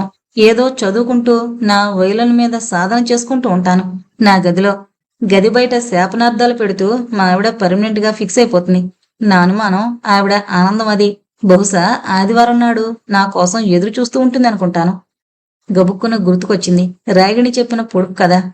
ఈ గగోడ్కర్ సాహిత్యపు మనిషి కదా, ఎన్నో చదువుతూ ఉంటాడు. ఈ పొడుపు కథ ఎక్కడో తగిలే ఉంటుంది. గగోడ్కర్ మిషనరీ గురించి ఏదో చెప్తున్నాడు. అవన్నీ నువ్వు చూసుకో అన్నాను. అవతల మనిషి సమర్థుడు, తన బాధ్యత మోయగలడని తెలిస్తే పూర్తి భారం అతని మీద వేసి చేతులు దులుపుకుంటారు కొంతమంది. నాకు అలాగే చేయాలనిపించింది. విను గొగో, చిన్న పొడుపు కదా, నా స్వంతం కాదు.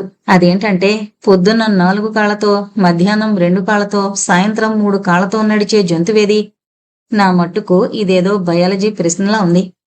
సడన్ గా మారిన సబ్జెక్టు విని ఒక క్షణం బెత్తరపోయాడు గగో. ఓ, ఎవరడిగారు ఈ ప్రశ్న? ఎవరో ఒకరు, నాకు సమాధానం కావాలి. పోనీయండి. ప్రశ్న వేసిన వారెవరైనా బాగా చదువుకున్నవారు, తెలివైన వారు అయి ఉండాలి. పూర్వం ఇదే పొడుపు కదా ఒక రాక్షసి ఒక గ్రీకు వీరుని అడుగుతుంది. దానికి సరైన సమాధానం చెప్పడంతో అది చచ్చి ఆ గ్రీకు వీరుడు బతుకుతాడు. గ్రీకు వీరుణ్ణి ఒక రాక్షసి అడుగుతుందా? నన్ను ఈ ప్రశ్న రాగిణి అడిగింది కదా. ఈ ఉపమానమేమీ బాగాలేదు. ఇక వినండి, ఇదేమంత కష్టమైన ప్రశ్న కాదు. ఉదయం అంటే మనిషి జీవితంలో బాల్యం. నడక నేర్చే ముందు పాపాయి 2 చేతులతో 2 కాళ్లతో పాకుతుంది. యవ్వనంలో నిటారుగా నిలబడి నడుస్తాడు. అది మధ్యాహ్నం. మరి ముసలితనం అంటే జీవన సాయంత్రం. ఆ చివరి రోజుల్లో కర్ర ఆసరాగా తీసుకుని నడుస్తాడు. అంటే 3 కాళ్ళు. అది ఈ పొడుపు కథకు ముగింపు. ఈ ప్రశ్న మనిషిని ఉద్దేశించి చెప్పిందే. ఆ రకంగా మనిషి ఒక జంతువే అని ఆ రాక్షసి అభిప్రాయం. మనిషా, సో సింపుల్ అన్నాను. నేను ఆలోచించి ఉండాల్సింది. ఆలోచిస్తే నాకు తెలుసుండేదేమో. ఒక్క విషయం రుజువైంది. నాకు సిస్టమేటిక్ ఆలోచించే శక్తి లేదని. ఆఫీసు ఉత్తరాలన్నీ నేనే చూస్తాను. జవాబులు ఇవ్వవలసిన వాటిని పక్కన పెట్టి ఫైలు చేయవలసినవి స్టెనోకిస్తాను. ఈ మధ్యన ఉత్తరాలు తెరిచేటప్పుడు కొంచెం బెరుకుగా ఉంటోంది. మళ్ళీ ఎప్పుడొస్తోందో ఆ ఈవిల్ లెటర్. ఉత్తరాలు ఒక్కొక్కటే చింపుతున్నాను. ఇంకా 4 ఉత్తరాలున్నాయి. ఆ ఉత్తరం చింపాను. లోపల కాగితం తీశాను. అరటావు కాగితం మీద ఎడమ చేతివైపు నల్లటి కోతి బొమ్మ. పళ్ళు బయట పెట్టింది భయంకరంగా. కింద ఇలా రాసుంది: నువ్వు కోతివి, నీ పేరు అదే. ఎన్నాళ్ళు వట్టి బొమ్మలు మాత్రమే వచ్చేవి, ఇప్పుడు స్క్రిప్ట్ కూడా. ఎవరు రాస్తున్నారు ఈ ఈవిల్ లెటర్స్? ఆదిరెవరు? ఎందుకు ఈ విధంగా విడుపు లేకుండా వేధిస్తున్నారు? తలలో సన్నగా పోటు ప్రారంభమైంది. ఫ్యాక్టరీలో హడావిడిగా ఉంది. గగొట్టుకొరొచ్చి పిలిచాడు. సార్ రండి అన్నాడు ముక్తసరిగా. నేను యాంత్రికంగా బయటకు నడిచాను. ఆ కంగారులో ఆ ఉత్తరం టేబుల్ మీద పెట్టి మరిచిపోయాను. జౌడు ట్రేలో వేసిన కాగితాలు స్టెనో తీసుకుపోతుందని నాకు తెలుసు. అయినా ఫోర్స్ ఆఫ్ హ్యాబిట్.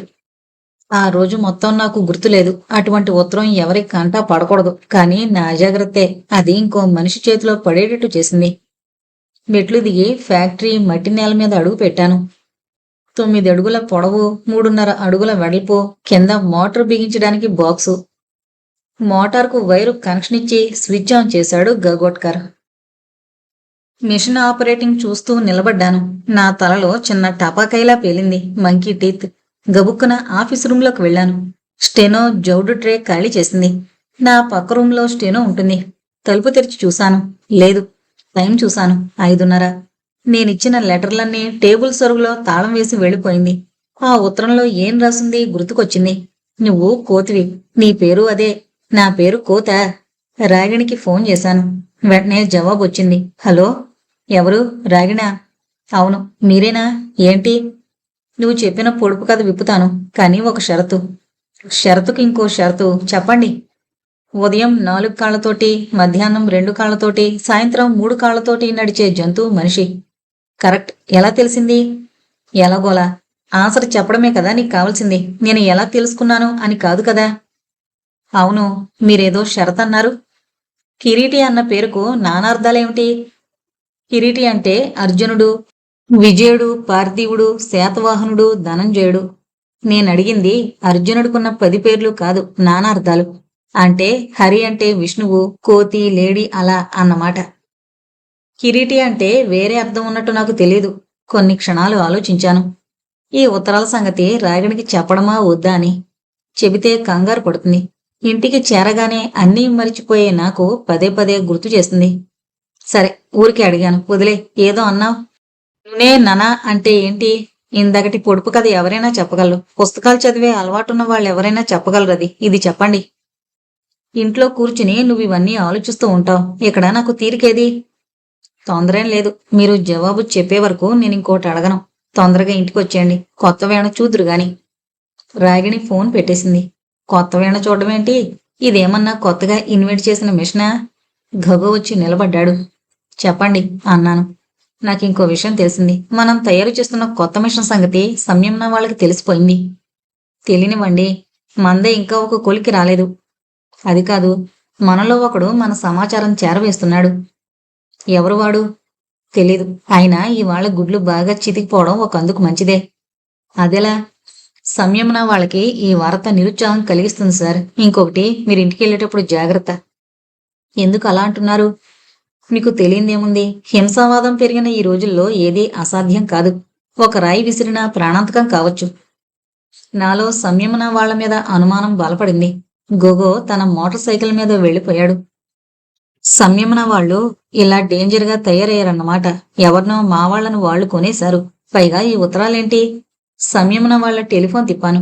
ప్రొపరేటర్ గజేంద్రుడు ఫోన్ తీశాడు. నేను కిరీటిని అన్నాను. హలో కిరీటి గారా? ఆప్యాయత ఉట్టిపడుతోంది ఆ గొంతులో. ఎలా ఉంది మార్కెట్? ఏం చెప్పను కిరీటి, మార్జిన్స్ పడిపోయాయి. బ్యాంకు వర్కింగ్ క్యాపిటల్ ఇవ్వడం లేదు. ప్రతి వ్యాపారస్తుడు వేసే అరిగిపోయి గడిలో పడ్డ నీడిల్లాంటి రికార్డు. ఏం అలా అడిగారు?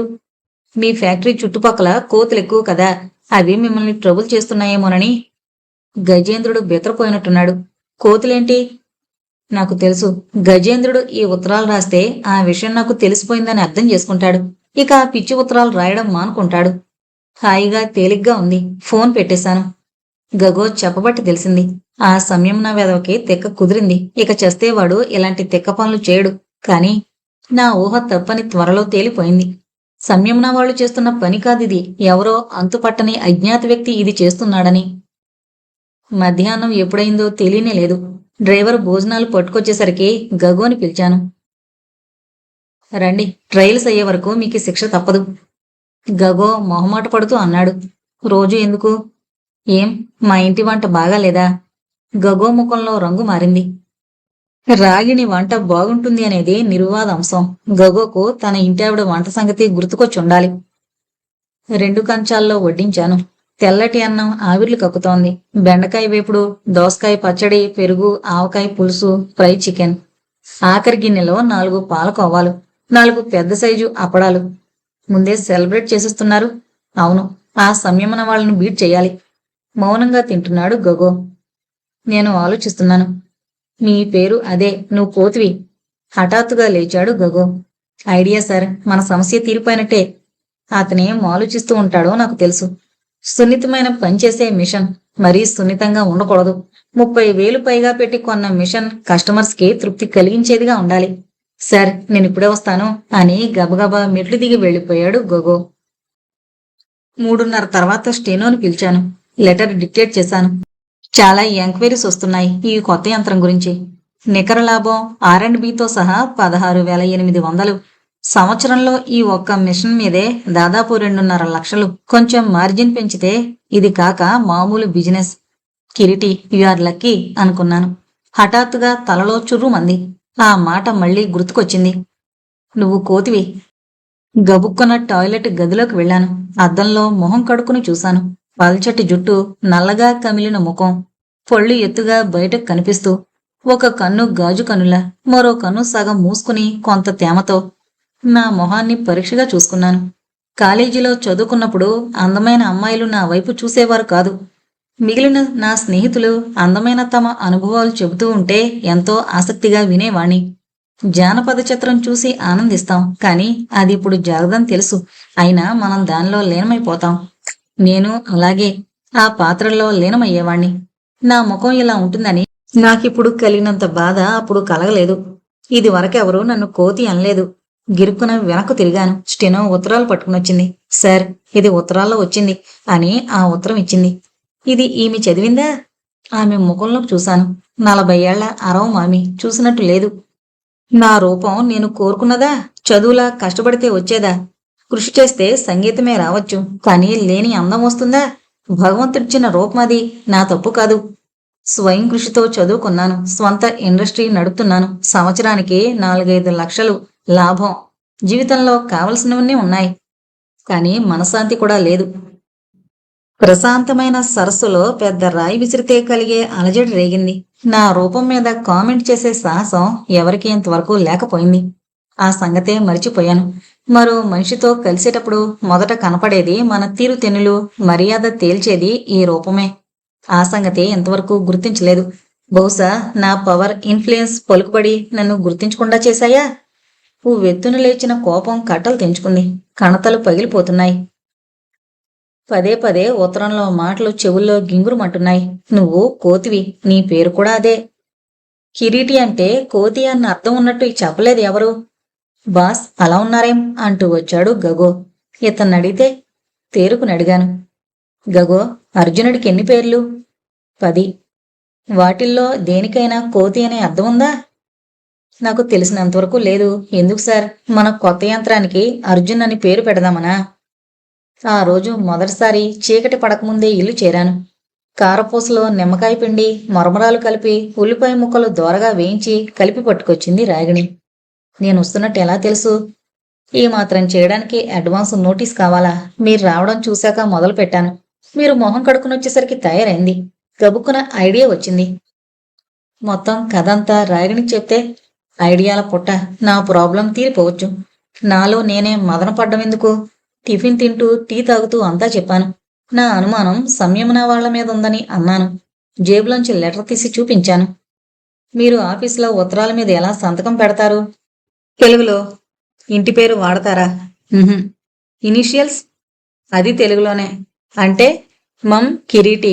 మమ్ అంటే బయట లోకానికి తెలియదు కదా. మమ్ అన్న అక్షరం మండపాక, మండపేట, మండ, మంద అన్న ఇంటి పేర్లకు వస్తుంది. లోకానికి తెలియంది నాకు మీకు తెలిసింది. నా పేర్లో ఉన్న మొదటి పదం మంజుల. పెళ్ళైనప్పటి నుండి మీరు మంజుల కిరీటి అని మార్చుకున్న విషయం తెలీదు. నీ పేరు మంజుల రాగిణి అన్న విషయం కూడా తెలీదు. అందరికీ నువ్వు రాగిణిగానే తెలుసు. నీ పేరులో మొదటున్న మంజులకి నన్ను కోతి అనడానికి సంబంధం ఏమిటి? ప్రశ్నించాను. ఆలోచించండి. మంజుల కిరీటిలో మొదటి అక్షరాలు మంకీ. మమ్ కి అంటే? ఆ అబ్బాయిని అడగండి చెప్తాడు. మంకీ డాంకీ అంటే ఏంటో. నవ్వుతూ అంది రాగిణి. నాకు అర్థమైంది. ఇంత మెలతుందా ఇందులో? నాకు తట్టనే లేదు. అయితే ఎవరు రాశారని నీ ఉద్దేశం? అడిగాను. ఖచ్చితంగా సంయమన వాళ్ళు కాదు. ఎందుకలా అంటున్నావు? బిజినెస్ దెబ్బతీయాలంటే చాలా మార్గాలున్నాయి. మీకు ప్రభుత్వంలో, బయట ప్రపంచంలో ఎన్ని వ్యాపార లావాదేవీలుంటాయి. మీరు ట్యాక్స్ కట్టడం లేదని సేల్స్ ట్యాక్స్ వాళ్ళకి రాయొచ్చు. ఇన్కమ్ ట్యాక్స్ వాళ్ళకి రాయొచ్చు. మీ పరపతి బాగాలేదని బ్యాంకులకు, మిగిలిన వ్యాపారస్తులకు రాయొచ్చు. అలా చేస్తే ఎక్కువ నష్టం కలిగించొచ్చు ఇలాంటి పిచ్చి ఉత్తరాలు రాసేదానికన్నా. రాగిణి లాజిక్లో అర్థం ఉన్నట్టు అనిపించింది. మరైతే ఎవరు రాశారంటావు? మీ ఆఫీసులో మీతో సన్నిహితంగా ఉండేవాళ్ళు. వాళ్ళెందుకు రాస్తారు? ఎవరి పిచ్చివారికి ఆనందం. సరే, మనే నన అని అన్నావు. అదేంటి? దాన్ని అర్థం చెప్పడం మీ వంతు. ఒక అనుమానం తీరింది. నువ్వు కోతివి, నీ పేరు అదే అంటే అర్థం తెలిసింది. ఎవరు ఈ రాస్కెల్? నాకు దగ్గరగా ఉంటూ నన్నే పరీక్షిస్తారుగా. చూస్తాను. మర్నాడు మరో ఉత్తరం వచ్చింది. ఈసారి బొమ్మలు లేవు. క్రూరంగా నవ్వే కోతి లేదు. అంతకంటే భయంకరమైంది. అంతకంటే డెడ్లీ, ఈవిల్ లెటర్. జీవితం మీద నాకున్న విశ్వాసాన్ని, నమ్మకాన్ని వమ్ము చేసే ఉత్తరం. ఆ ఉత్తరంలో విషయం చూసి ఎలక్ట్రిక్ షాక్ కొట్టిన వాళ్ళు అయిపోయాను. పట్టపగలు ఉరుములా, ఉరుములేని పిడుగులా, అగ్నిపర్వతం లేని లావాలా, నది లేని వరదలా, తుఫాన్ లేని ఉప్పెనలా, చలనం లేని భూకంపంలా ఒక్కసారి నన్ను కుదిపేసింది. చూస్తున్న అద్దం భళ్ళున పగిలితే, ఎగురుతున్న పక్షిరెక్క హఠాత్తుగా తెగిపోతే, నడుస్తున్న నావకు నడి సముద్రంలో చిల్లు పడితే నా పని అలాగే అయింది. గబుక్కున టాయిలెట్కు వెళ్ళాను. అద్దంలో నా ముఖం చూసుకున్నాను. ఈ రోజు మరీ వికృతంగా ఉంది. నీరసంగా వెనక్కు తిరిగొచ్చాను. కుర్చీలో కూలబడిపోయాను. అదృష్టవశాత్తు స్టెనో రాలేదు. నాకు తెలిసినంతవరకు గత 20 ఏళ్లలో ఎన్నడూ జబ్బుపడి ఎరుగను. దృఢమైన, ఆరోగ్యవంతమైన శరీరం నాది. ఒక్క నిమిషంలో ఎంత మార్పు! ఎంతో బలహీనంగా ఫీల్ అవుతున్నాను. నాకు తెలియకుండానే నా మనసులో అనుమానం. నీ భార్య నువ్వు అనుకున్నంత మంచిది కాదు. నన్ను రాగిణి పక్కన నిలబెట్టి చూసుకున్నాను. అసూయ మొదలైంది. మంజులా రాగిణి అందగత్తె, మంజులము మనోహరము అయిన రూపం, చురుకైన మెరిసే కళ్ళు, నల్లటి చక్కటి జుట్టు, ఆహ్లాదకరమైన మేనర్స్. మరి నేను భగవాన్ భరించలేను. నన్నెందుకు ఇలా చేశావు? ఇలా రాసిన వాడెవడో మేలే చేశాడు. నన్ను నిద్రావస్థ నుండి జాగ్రత్తావస్థకు తెచ్చిన అతన్ని మెచ్చుకోవాలి. రచనల్లో కథల్లో రూపం కాదు గుణం ప్రధానమని చాదస్తంగా రాసే రచయితలు ఎంతమంది అది పాటిస్తున్నారు? అలాంటివి చదివి చదివి విసుగెత్తి మానేలేదు చాలామంది. అందమైన పాఠకులొస్తే రచయిత చూపే ఆసక్తి ఎవరికీ తెలీదు. మరి ఎడిటర్స్ అనాకారి బిడియపడుతూ వస్తే నవ్వును పళ్ల మధ్య బిగిస్తూ నటిస్తూ మాట్లాడే ఈ వీరులు రూపానికి ప్రాధాన్యత ఇవ్వకుండా గుణానికి ఇస్తున్నారా ఇంపార్టెన్స్? గుండె మీద చేయి వేసుకుని చెప్పమనండి. ఏం ప్రేమ ఎప్పుడు అందమైన అమ్మాయితోనూ యవనంలో ఉన్న అమ్మడితోనే మొదలవుతుందే? నాకు ముందే తెలిస్తే ఏ ప్లాస్టిక్ సర్జరీనో ఆశ్రయించేవాణ్ణే. ఏమో, మా రాగిణి మనసుకు ప్రాధాన్యత ఇచ్చే అసాధారణ వ్యక్తి కావచ్చు కదా. మనసు రకరకాలుగా ఆలోచిస్తూ ఉంది. కొన్ని నిమిషాల అనంతరం తేరుకున్నాను. రాగిణితో నేను గడిపిన రోజులు తలుచుకుని గర్వపడ్డాను. ఏనాడు నన్ను తక్కువ చేయలేదు, కించపరచలేదు, అయిష్టత చూపలేదు. రాగిణి బేదరికం అనే అగ్గిలో మగ్గి బయటపడ్డ మేలిమి బంగారం. ఆమె ప్రవర్తన గురించి చెడుగా అనుకునే అర్హత నాకు లేదు. బొగ్గు రత్నం ఒకే జాతికి చెందినవి. అయితే బొగ్గు రత్నపు గుణగణాలు విశ్లేషించి చూసే అర్హత లేనిది. శాశ్వతంగా నా మనసు నుండి రాగిణి గురించి చెడు ఆలోచనలు దూరం చేసుకున్నాను. ఇటువంటి సమయంలో నాకింకొకరి సహాయం కావాలి. ఎవరిని అడగాలి? తళుక్కున ఒక ఆలోచన వచ్చింది. ఒక ట్రాన్స్పరెంట్ డ్రాయింగ్ పేపర్ తెప్పించాను డ్రాఫ్ట్ మ్యాన్ దగ్గర నుండి. స్టెనోని అడిగి ఒక కార్బన్ తెప్పించాను. ట్రాన్స్పరెంట్ కాగితం వచ్చిన ఉత్తరం మీద పెట్టాను. ఉత్తరంలో అక్షరాలను ఇటు అటు మార్చి రాశాను. జి చెంప నిర్యాన్నంత భాను. చునుకువ్వ ముందు కాదేం. నా ఆఫీసులో నా దగ్గరే ఉంటూ ఎవరో రాశారు ఈ ఉత్తరం. అది రాగిణి పాయింట్. ఎందుకో నా మీద ఈ కక్ష. కార్బన్ ఉపయోగించి తెల్ల కాగితం మీదకు ఈ అక్షరాలు మార్చాను. దాని మీద నుండి మరో కాగితం మీదకు దిద్దాను. పెన్ను ఉపయోగించి ఆ అక్షరాలు చక్కగా దిద్దాను. వ్యక్తిగతంగా నాకెవరితోనూ శత్రుత్వం లేదు. ఫ్యాక్టరీలో సమస్యలేమీ లేవు. గత అక్టోబర్లో దసరా ముందు 2 రోజుల సమ్మె జరిగింది. కార్మిక నాయకుడు ఆ సమ్మె జరిపించాడు. నేను పిలిపించి అడిగాను. సాబ్, దీనిలో ఒక బరకత్ ఉంది సార్. మీ ఫ్యాక్టరీలో మాకు అందరికన్నా ఎక్కువ జీతాలు ముడుతున్నాయి. బరాబర్ బోనస్ కూడా ఇస్తున్నావు. అయినా స్ట్రైక్ చేయక తప్పదు. అలా చేయకపోతే నన్నందరూ మేనేజ్మెంట్ చెంచా అంటారు అన్నాడు. మరి వర్కర్స్కి 3000 జీతమని 6 నెలల బోనస్ అని. అదా సాబ్, దాని మతలబు మీకు తెలుసు, నాకు బీ తెలుసు. అటువంటి మతలబు ఏమీ లేదు కదా. గగోట్కర్ కింద పనిచేసుకుంటున్నాడు. పిలిచాను. సార్, శుభవార్త. మన యంత్రంలో స్టీల్ ప్లేట్ వాడచ్చు. రైల్స్ అద్భుతంగా వచ్చాయి. నాకిప్పుడు దాని మీద ఆసక్తి లేదు. నేను రాసిన ఉత్తరం చూపించాను. గగోట్కర్, నీ సహాయం కావాలి, పర్సనల్. నాకేమీ అర్థం కావడం లేదు. నిజానికి నాకు అర్థం కావడం లేదు. విషయం అది కాదు. ఇది ఎవరు రాసుంటారు? దీన్ని అర్థం తెలిస్తే. అర్థం సంగతి వదిలిపెట్టు. చేతిరాత గుర్తుపట్టగలవా? విసుగ్గా అన్నాను. గగో పరీక్షగా చూశాడు. 1 గంట గడిచింది. ఇద్దరం మాకు తెలిసిన చేతిరాతతో సరిపోల్చడానికి ప్రయత్నించాను. గగోట్కర్కు తెలుగు ఎక్కువగా రాదు. తెలుగు ప్రాంతంలో ఉంటూ తెలుగు నేర్చుకోరు నార్త్ వాళ్ళు. హైదరాబాదులో ఉంటున్నాం కాబట్టే తెలుగు నేర్చుకోండి అని మా డాడీ అనేవాడు. ఇప్పుడు అనిపిస్తోంది ఎందుకు నిర్లక్ష్యం చేశానా అని. వర్రీ అవ్వకు గగో, మా తెలుగు వాళ్లే అరే యార్ అని మొదలు పెడుతున్నారు. ఆఖరికి తెలుగు సినిమా పాటల్లో హిందీ కల్తీ బాగా తెలుస్తోంది. కొంతసేపు అయిన తర్వాత గగో అన్నాడు. లాభం లేదు. ఇది ఎవరో గుర్తుపట్టకుండా ఉండేందుకు ఎడమ చేత్తో రాశారు అని వెళ్ళిపోయాడు. నాది ఎడమ చేతి వాటం. ఈసారి గుమ్మనత్వం లేదు. You rat beware. ఈసారి చేతితో రాయలేదు. అచ్చు అక్షరాలు ఓపిగ్గా కత్తిరించి తెల్ల కాగితం మీద అతికించాడు. ఇంగ్లీషు పేపర్లోని అక్షరాలు వెధవ. తెలుగులో సంయుక్తాక్షరాలు, ద్విత్వాక్షరాలు అవి దొరకడం కష్టం. అందుకే ఇంగ్లీష్ని ఆశ్రయించాడు. ర్యాట్ అనేది ఇంగ్లీష్లో నీచమైన పదం. తెలుగులో ఒక మనిషిని ఓరి ఎలక అనేదానికన్నా యు ర్యాట్ అంటే చాలా ఎఫెక్టివ్గా ఉంటుంది. Rat is a mean animal. ఇది రాగిణికి చూపించాను. ఈసారి ఇంగ్లీష్లో రాశాడు అన్నాను. అవును, న్యూస్ పేపర్లో అక్షరాలు కట్ చేసి అతికించారు. అతికించారంటున్నావు? ఒకళ్ళకన్నా ఎక్కువ మంది ఉన్నారంటావా? అందుకే కాదు, ఇది రాసింది ఆడో మగో తెలీదు, అందుకే అలా అన్నాను. నాకు బాగా దగ్గరగా ఉన్న వాళ్లలో ఆడవాళ్ళు ఎవరూ లేరు. స్టెనో అరవమామి తప్ప. ఆవిడ చూస్తే నీకు బద్ధకానికి డెఫినేషన్ దొరుకుతుంది. చెప్పింది మాత్రమే చేస్తుంది. ఒక ఇంచు కూడా అవతలకి వెళ్ళదు. ఆవిడ కళ్ళు ఎప్పుడు గడియారం మీదే ఉంటాయి, ఎప్పుడు వెళ్ళిపోదామా అని. ఇక మిగిలింది మగవాళ్లే. ఓ 10 మంది దాకా నాకు క్లోజ్. అందులో బాగా క్లోజ్ ఎవరు? ఆఫీస్ బాయ్ గగో, కార్మిక నాయకుడు, పేరు కోసం సమ్మె చేయించిన రత్నం. రత్నం రోజుకి ఎన్నిసార్లు కలుస్తారు? రోజుకా? నెలకో 2 నెలలకో ఒకసారి. మరి గగో? అతను అలాంటి వాడు కాదు. నా ఫ్యాక్టరీ ఇంత వృద్ధిలోకి రావడానికి కారణం అతనే. నేనడిగింది అది కాదు. రోజులో కనీసం 5-6 సార్లు కలిసే పనిచేస్తాం కాబట్టి ఎన్నిసార్లు అన్న క్వశ్చన్ లేదు. అతను పైకి ఎలాంటివాడు? శాంతంగా, ఎప్పుడూ కోపగించుకోడు. వర్క్ హాలిక్. పని పని, ఎప్పుడూ పని. నెలకి ఎంత ముడుతుంది? జీతం 2000 ఇస్తాను. పెట్రోల్కు 500, మెడికల్ బిల్స్, ఇంటి కిరాయి, పిల్లల స్కూల్ ఫీజులు బిల్లు మీద పే చేస్తాను. అదో 1500. దసరాకు బోనస్. అతని వాటాకు 12,000 వస్తుంది. సంవత్సరానికి దాదాపు 60,000 అనుకోండి. పండగ సెలవులు 10, 52 ఆదివారాలు తీసివేసిన 200. 12 గంటల పనికి 200, గంటకు 17 రూపాయలు. మరి మీకు? ఎందుకీ ప్రశ్నలు?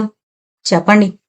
ఖర్చులన్నీ పోను నికర లాభం 6 లక్షలుంటుంది. ఒక్కోసారి 8 కూడా రావచ్చు. అంటే మీ ఖర్చులన్నీ పోగా మీకు మిగిలేది నెలకు 60,000. గగోట్కర్ సంవత్సరం జీతం మీ 1 నెల సేవింగ్. అయితే ఆలోచించండి. కష్టమంతా తంది, ఆ కష్టంతో సంపాదించిన లాభం మీది. జలసీగా ఉండదా? నా మనసు ఒక్క నిమిషం ఆలోచించడం మానేసింది. గగో మనసులో ఇంత వంకర ఆలోచనుందా? అలా కనపడ్డే. సరే, గగో మంచివాడే. ఇదివరకు నాకు చూపించినట్టు అతనికి ఏదైనా చూపెట్టారా? అవును, హ్యాండ్ రైటింగ్ గుర్తుపట్టడానికి. గుర్తుపట్టాడా? లేదు, ఎవరో ఎడమ చేత్తో రాశాడని తేల్చాడు. అప్పుడు హఠాత్తుగా తట్టింది నాకు. ఆ ఉత్తరం తర్వాత మళ్ళీ ఇదే ఉత్తరం. తెలుగులో రాసింది కాదు, ఇంగ్లీష్లో. అది ప్రింటైన అక్షరాలు, న్యూస్ పేపర్లో కత్తిరించినవి. ఎందుకు? దస్తూరి తెలిసిపోతుందనా? ఆ ఉత్తరం సంగతి గగోకి మాత్రమే తెలుసు.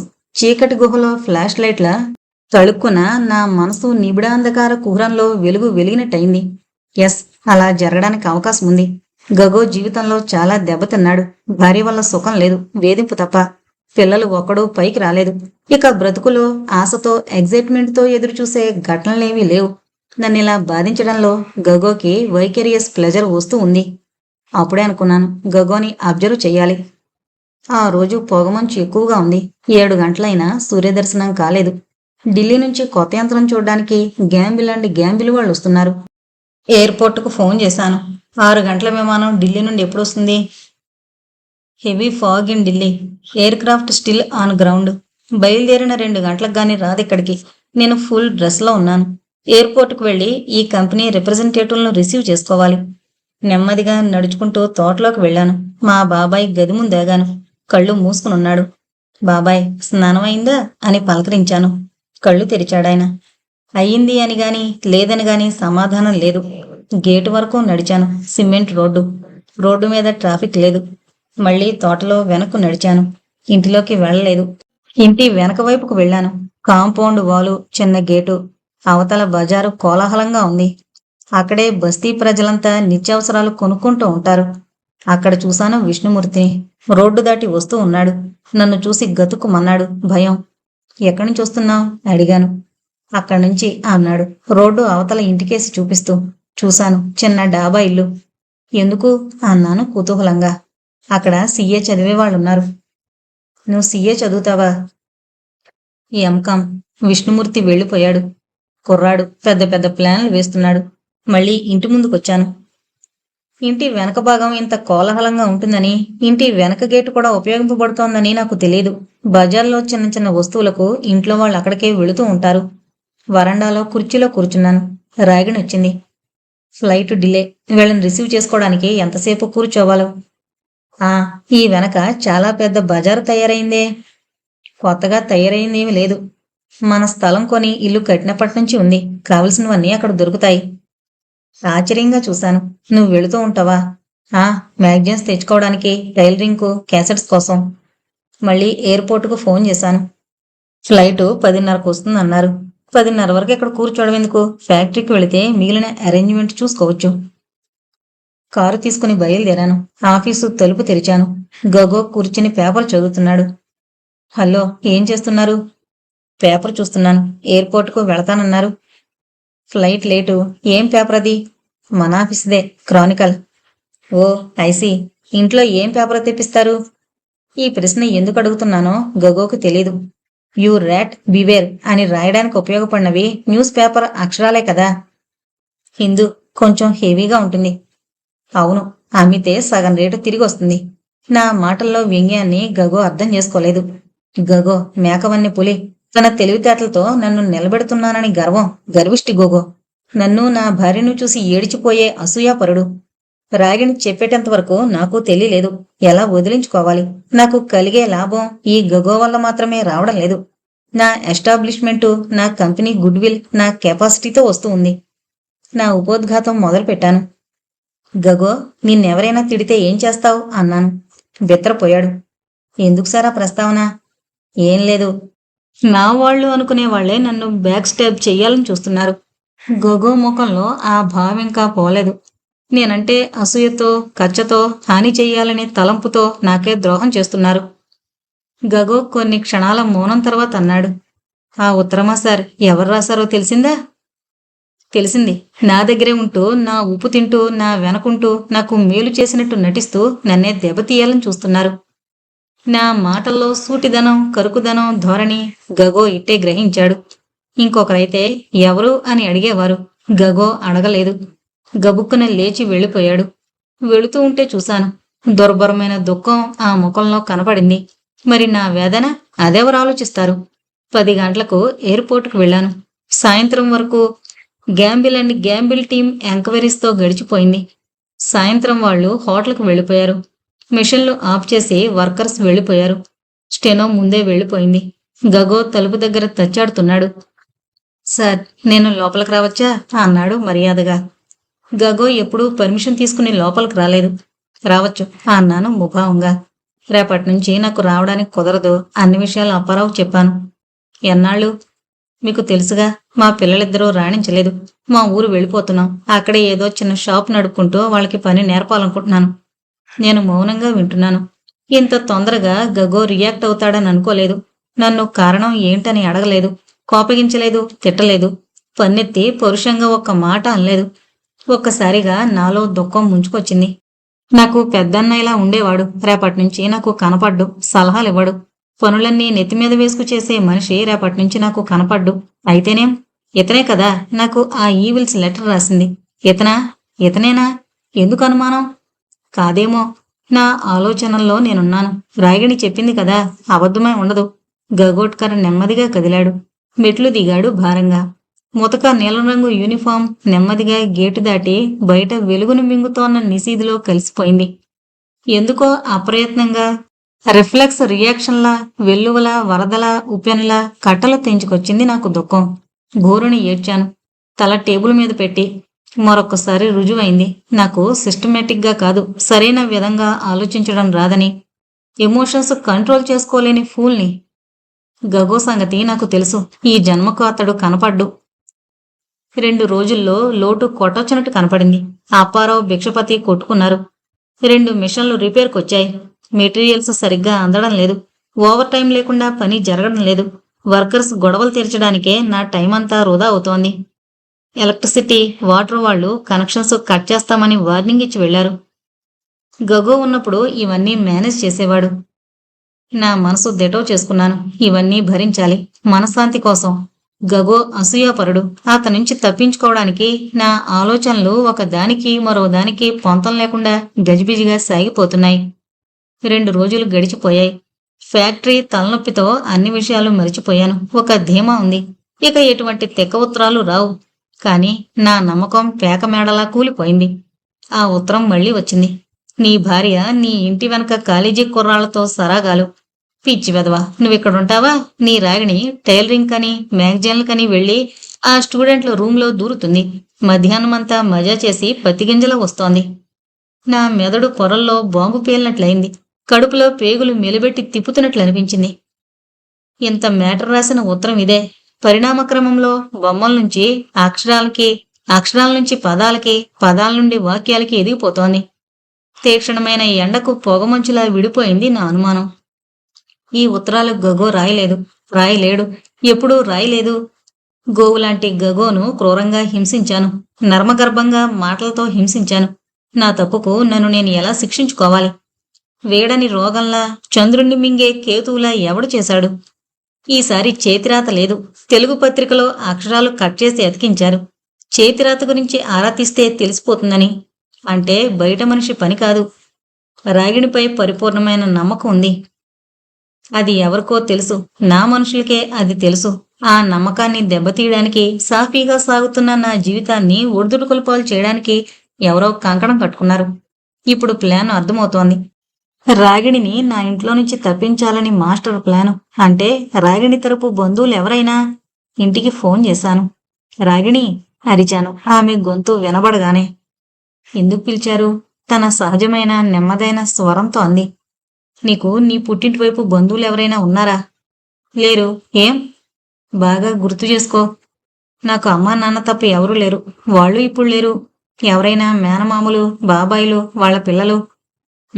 మా నాన్న ఒక్కడే, మా తాతకు, అలాగే అమ్మ కూడా. ఆ 2 వంశాల్లో మిగిలింది నేనే. చత్ అని ఫోన్ పెట్టేశాను. అప్పుడు అనుకున్నాను, ఇలా విశ్లేషణ చేసుకుంటూ కూర్చుంటే కుదరదు. డైరెక్ట్గా ఫీల్డ్లోకి దిగాలి అని.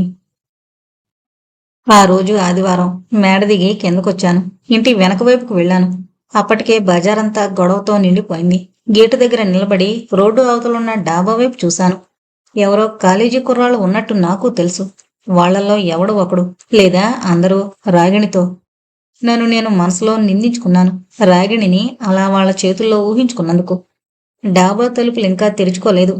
వీళ్ళకెవరికి తెల్లవారుతూనే లేచే అలవాటు లేనట్టుంది. మళ్ళీ వెనక్కు నడిచి తోటలోకొచ్చాను. బాబాయ్ నీళ్లు పోస్తున్నాడు చెట్లకు. తన జీవితంలా 3 వారకుండా చెట్లకు నీళ్లు పోస్తున్నట్టున్నాడు. 25 ఎకరాల మంచి మాగాణుండేది. ఈతిబాధలలో ఏ ఒకటి ఆయనను, ఆయన పొలాన్ని పీడించేవి కావు. అలా కట్టుదిట్టం చేసుకునేవాడు. ఇలాగే పొలంలో తేనెటీగలా కష్టపడేవాడు. 2 కొడుకులు, కళకళ్లాడుతూ ఉండే ఇల్లు. జీవితమొక మేలిమి కలలా సాగిపోతున్న రోజుల్లో గాలివానలా, ఉధృతంలా ఆయన్ను కష్టాలు చుట్టుముట్టాయి. కసితో రేగిన తేనెటీగల్లా చికాకులు అతన్ని కుట్టి కుట్టి పెట్టాయి. కాని మొట్టు పెట్టలేకపోయాయి. ఇంట్లో నగలతో భార్య పారిపోయింది. సినిమా మోజులో అంటారు. బాబాయ్ అంటే ఇష్టం లేక అతడు తనకు తగడని, ఎవరి మీదో రుచి పెంచుకుని 2 కొడుకుల్ని కాదని. కుంగిపోయాడు బాబాయ్. చంటి పిల్లలిద్దరినీ కంటికి రెప్పలా చూసుకుని పెంచాడు. భూమి బీడు పడింది. అప్పుడే తెలిసింది. చిన్న కొడుక్కి కంజెనిటల్ మెంటల్ డిజార్డర్. ఒకడిని ఎత్తుకుని ఇంకొకడిని భుజాన వేసుకుని ఆసుపత్రుల చుట్టూ తిరిగాడు. ఆడదలేని ఆ సంసారం చితికిన తేనెగూడులా అయింది. చెరువులో ఈతకని వెళ్ళాడు పెద్ద కొడుకు, 8 ఏళ్ల కుర్ర నాగన్న. నాగన్నను నీరు మింగేసింది. కన్నీళ్లు ఈరిపోయే వరకు ఏడ్చాడు బాబాయ్. నోరు తెరిచి చూడ్డం, ఆ అండం తప్ప తెలియని రెండోవాడు అలా కొన్నాళ్లుండిపోయాడు. ఆ ఊరు ఇల్లు వదిలి దేశం పట్టిపోయాడు. కొన్నేళ్ల తర్వాత తిరిగి వచ్చిన అతనింట్లో ఎవరో ఉన్నారు. పొలంలో ఎవరిదో సేద్యం. పోరాడే బలం ఇచ్చా లేవు. ఏదో తన ప్రయత్నం చేశాడు. తిరిగి తిరిగి నా దగ్గరకు వచ్చాడు జీవోత్సవంలా. కొండను పిండి కొట్టినా కొంత మిగిలిపోతుంది. అలా మిగిలాడు బాబాయ్. జాలిగా బాబాయ్ని చూశాను. వదిలే బాబాయ్, వాళ్ళెవరో పోసుకుంటారు అని మళ్ళీ ఇంటి వెనకకు వెళ్ళాను. బజార్లో రద్దీ మరీ పెరిగింది. ఆదివారం ఈ బజారుకు సెలవు కాదేమో. గేటు తీసుకుని రోడ్డు దాటి ఆ ఇంటి ముందు ఆగాను. తలుపు సన్నగా తెరిచే ఉంది. ఒకటే గది, పెద్దది. ఒక మూల కిచెన్ కమ్ బాత్రూంలా వాడుకుంటున్నారు. గిన్నెలు, పుస్తకాలు చంద్రవందరగా పడున్నాయి. 2 మంచాలు, 2 చాపలు. మంచాల మీద 2 అడ్డదిడ్డంగా పడున్నారు. గాఢ నిద్రలో ఉన్నట్టున్నారు. గళ్ళలుంగిలు పిక్కల వరకు చెదురున్నాయి. పుస్తకాల పేర్లు చూశాను. Marketing, principles of economics, advance accountancy. ఒకదాని మీద ఒకటి అడ్డదిడ్డంగా. ఇంకో పక్క ఫైనాన్షియల్ మేనేజ్మెంట్, కాస్ట్ అకౌంటెన్సీ. అన్నింటి మీద ఉస్మానియా యూనివర్సిటీ లైబ్రరీ ముద్రలున్నాయి. తలుపు చప్పుడుకి కుర్చీలో నుంచి ఒక వ్యక్తి లేచొచ్చాడు. తెల్లగా సన్నగా ఉన్నాడు. బొగ్గలు ఎండిపోయి చెంపలు సొట్టపడున్నాయి. ముసలివాడు కాదు, 25 లోపే. జుట్టు వెనక్కు దువ్వాడు. పైజామా లాల్చి వేశాడు. కళ్ళు సూటిగా ఉన్నాయి. నన్ను చూడగానే అన్నాడు, ఆప్నీకే. ఏ భాష అర్థం కాలేదు. ఒరియా, అస్సామీస్, బెంగాలీ ఏదైనా కావచ్చు. ఆప్నీకే చాన్. అది ఏ భాష అయినా కావచ్చు. ఇక్కడ హిందీ అందరికీ వస్తుంది. తుమారే పాస్ ఆజ్కా తెలుగు పేపర్ హై నేను అడిగాను. వాడితో ఏం మాట్లాడాలో తెలియక అలా అన్నాను. బహుశా నా అంతరాంతరాల్లో వీళ్ళు తెలుగు పేపరు అక్షరాలు కటింగ్ చేసి ఉంటారని, అలా చేయడానికి ప్రథమంగా తెలుగు పేపర్ ఉండాలి కదా అని అన్నానేమో అలా. ఆమె శుద్ధ బెంగాలీ, ఇంగ్లీష్ జానీ. అది సంగతి. ఇతను బెంగాలీ, ఇంగ్లీషు వచ్చు అంటున్నాడు. Do you have today's Telugu daily? Actually I don't know, but I will ask them. I do not touch any paper. లేని చోట దీర్ఘాలు పెట్టడం, ఉన్న చోట తీసేయడం వీళ్ళ స్పెషాలిటీ. మన తెలుగు వాళ్ళకి ఏదో ఉంటుంది ఇలాంటి జబ్బు. అది వాళ్ళు చెప్పాలి. Don't worry. I live here. What you do? I study psychology. MA in Osmania. అప్పుడు చూశాను అతని పక్కనున్న పుస్తకాలు. Psychological theories of personality, psychoanalysis. నీటిగా పుస్తకాలు సర్దున్నాయి. శ్రద్ధగా చూస్తుంటే అన్నాడు. These are all library books. ఈ నిద్రమొహాలు లేచే వరకు, వీళ్ల సంగతి పూర్తిగా తెలిసే వరకు వీడితో సంభాషణ కొనసాగించాలి. How many are you? 3. These 2 and I. But you are? I am Kireeti. ముందింట్లో ఉంటా అని వాడి రియాక్షన్ చూశాను. రాగిడి కూడా అక్కడి నుంచే వస్తుంది కాబట్టి వీడిలో కొంత మార్పు ఉండాలి. కానీ ఏమీ లేదు. మా సంభాషణ సమయంలో కూడా వాళ్ళిద్దరూ గురకలు పెట్టి నిద్రపోతూ ఉన్నారు. ఆ సైకాలజీ వాడు చెప్పుకుపోతున్నాడు ఇంగ్లీష్లో ఇలా. వీళ్ళు నా స్నేహితులు. నేను రాకముందు నుంచి ఇక్కడే ఉంటున్నారు. సిఏ చదువుతున్నారు. 6 ఏళ్లయింది. ఇంతవరకు ఒక్క గ్రూపు పాస్ అవ్వలేదు. నా పేరు ప్రమోద్ చంద్. 24 సంవత్సరాలు. Psychology subject. ఇక్కడ బాగుందని మిడ్నాపూర్, కలకత్తాలు వదిలి ఇక్కడికొచ్చాను. అడ్డు తగిలన్నాను. మరి ఈ సబ్జెక్టు మీకు నచ్చిందా? నాకు చాలా ఇష్టం. ఈ సైకాలజీ ఒక మహాసముద్రం. రోదస్లో ఎన్ని గెలాక్సీలున్నాయో తెలుసుకోవచ్చు. ఈ విశ్వం తుది చివరలు తెలుసుకోవచ్చు. కానీ సైకాలజీ, సైకియాట్రీ గురించి పూర్తి విశ్లేషణ, విశదీకరణ జరగలేదు. చాలా వింతగా ఉందే అన్నాను, పడుకునున్న ఆ ఫెయిల్యూర్ సీఏలను చూస్తూ. మీకు ఒడిపస్ కాంప్లెక్స్ గురించి తెలుసా? మనందరికీ అనుభవం అయ్యేది, కానీ ఎవరూ గుర్తించండి. ఆ కథ ఏంటంటే, నేను ఒక పని మీద వచ్చాను. ఎందుకు అని అడగకుండా గోల పెట్టేస్తున్నాడు. ఇది ఒక అందుకు మంచిదే. ఆ నిద్రమొహాలు లేచి అనుమానంగా అడగచ్చు. అతను చెబుతున్నాడు. చెప్పేది వింటూ ఉన్నాను. రోమ్లో ఒక రాజు ఉండేవాడు. ఆ రాజుకో కొడుకు. పేరు తేబస్. దైవజ్ఞులు రాజుకు చెప్తారు ఓ వింత విషయం. ఆ రాజు గాని మరెవరూ గాని ఊహించింది. రాజు కొడుకు రాజును చంపుతాడు. రాణిని పెళ్లాడతాడట, అంటే కన్న తల్లిని. రాజు అతనిని ఒక కొండ దగ్గర వదిలి రమ్మని బోట్లను పంపుతాడు. వాళ్ళు అలాగే చేస్తారు. దైవవశాత్తు ఎవరో అతన్ని రక్షిస్తారు. ఎండకెండి వానకు తడిసి చస్తాడనుకున్న రాజు కొడుకు బలిష్టమైన యువకుడిగా ఎదుగుతాడు. రాజరక్తమో, దైవజ్ఞుల భవిష్యత్తు వాణో, లేక దైవ నిర్ణయమో, రాజకుమారుడు కొంత సైన్యాన్ని సమకూర్చుకుంటాడు. యుద్ధానికి బయలుదేరతాడు. తండ్రి మీద యుద్ధం చేస్తున్నట్టు అతనికి తెలీదు. తన కొడుకే తనతో యుద్ధం చేస్తున్నాడని రాజుకు తెలీదు. హోరాహోరీగా జరిగిన యుద్ధంలో రాజు నేల కొరుగుతాడు. ఆటవిక న్యాయం ప్రకారం ఆడది ఒక ఆస్తి. గెలిచినవాడు ఓడిన వారి ఆస్తిని పొందగలరు. రాజకుమారుడు రాణిని చూస్తాడు. అందగత్తె, ఎండకన్నెరుగని రాణి. ఆనవాయితీగా తల్లినే పెళ్లాడతాడు.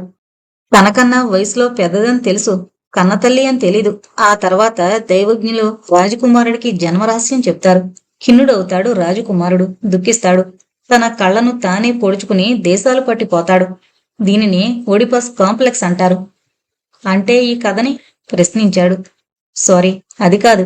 కొడుకుకి తల్లి మీద, కూతురికి తండ్రి మీద ఒక అభిమానం ఉంటుంది, ఆరాధనా భావం. ఇది వయసు పెరిగిన కొద్దీ మారిపోతూ ఉంటుంది. తల్లి మీద అధికారం తండ్రి కొందని తెలిసి బిడ్డ అసూయ చెందుతాడు, దెబ్బలాడతాడు.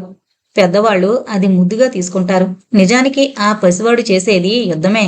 తల్లిని పరాయి మాగాడైన తండ్రి తాకడం సహించడు. యవ్వనం ఉద్భవించే ఎడోల్సిస్ పరిణామ క్రమంలో కీలకమైంది, భయం కలిగించేదీను. మొండి పట్టుదల, మారం చేసే బిడ్డ అదుపు తప్పి ప్రవర్తిస్తాడు. ఆకలి విపరీతమై విరుచుకు తినేటంత ఉధృతంగా తయారవుతుంది. కొంటెతనం నేర ప్రవృత్తిగా మారుతుంది. శుభ్రతలో ఆసక్తి నశించి బురదలో, దుమ్ములో ఆనందం పొందుతాడు. తెలిసి తెలియని సెక్స్ ఊహలు అప్పుడే కలుగుతాయి. రెస్ట్లెస్ గా ఉండడం చూసి, మీకు బోరు కొడుతున్నానా అని అడిగాడు బెంగాలీ. మీ ఇతర మిత్రుల్ని పరిచయం చేయరా అడిగాను. ఈ లోపల గళలుంగిల వాళ్ళు లేచారు. మైకంలో నా వంక విచిత్రంగా చూశారు. బెంగాలీ విద్యార్థి నన్ను వాళ్లకు పరిచయం చేశాడు. ఇతను రెడ్డి ఇక్కడివాడే, నల్గొండ. ఇతను నారాయణ, ఏలూరు దగ్గర. ఇద్దరూ ఆవలిస్తూ బాత్రూంకి వెళ్లారు. వాళ్ళని చూడగానే నా అనుమానం తీరిపోయింది. ఈ బద్దకస్తులిద్దరూ ఆ ఉత్తరాలు రాసుండ్రు. అసలు వాళ్ళకి తమ రూము ముందు ఒక ఇల్లున్నట్టే తెలిసుండదు. ప్రేమ్చంద్ అసలైన విద్యార్థి, కానీ తెలుగువాడు కాదు.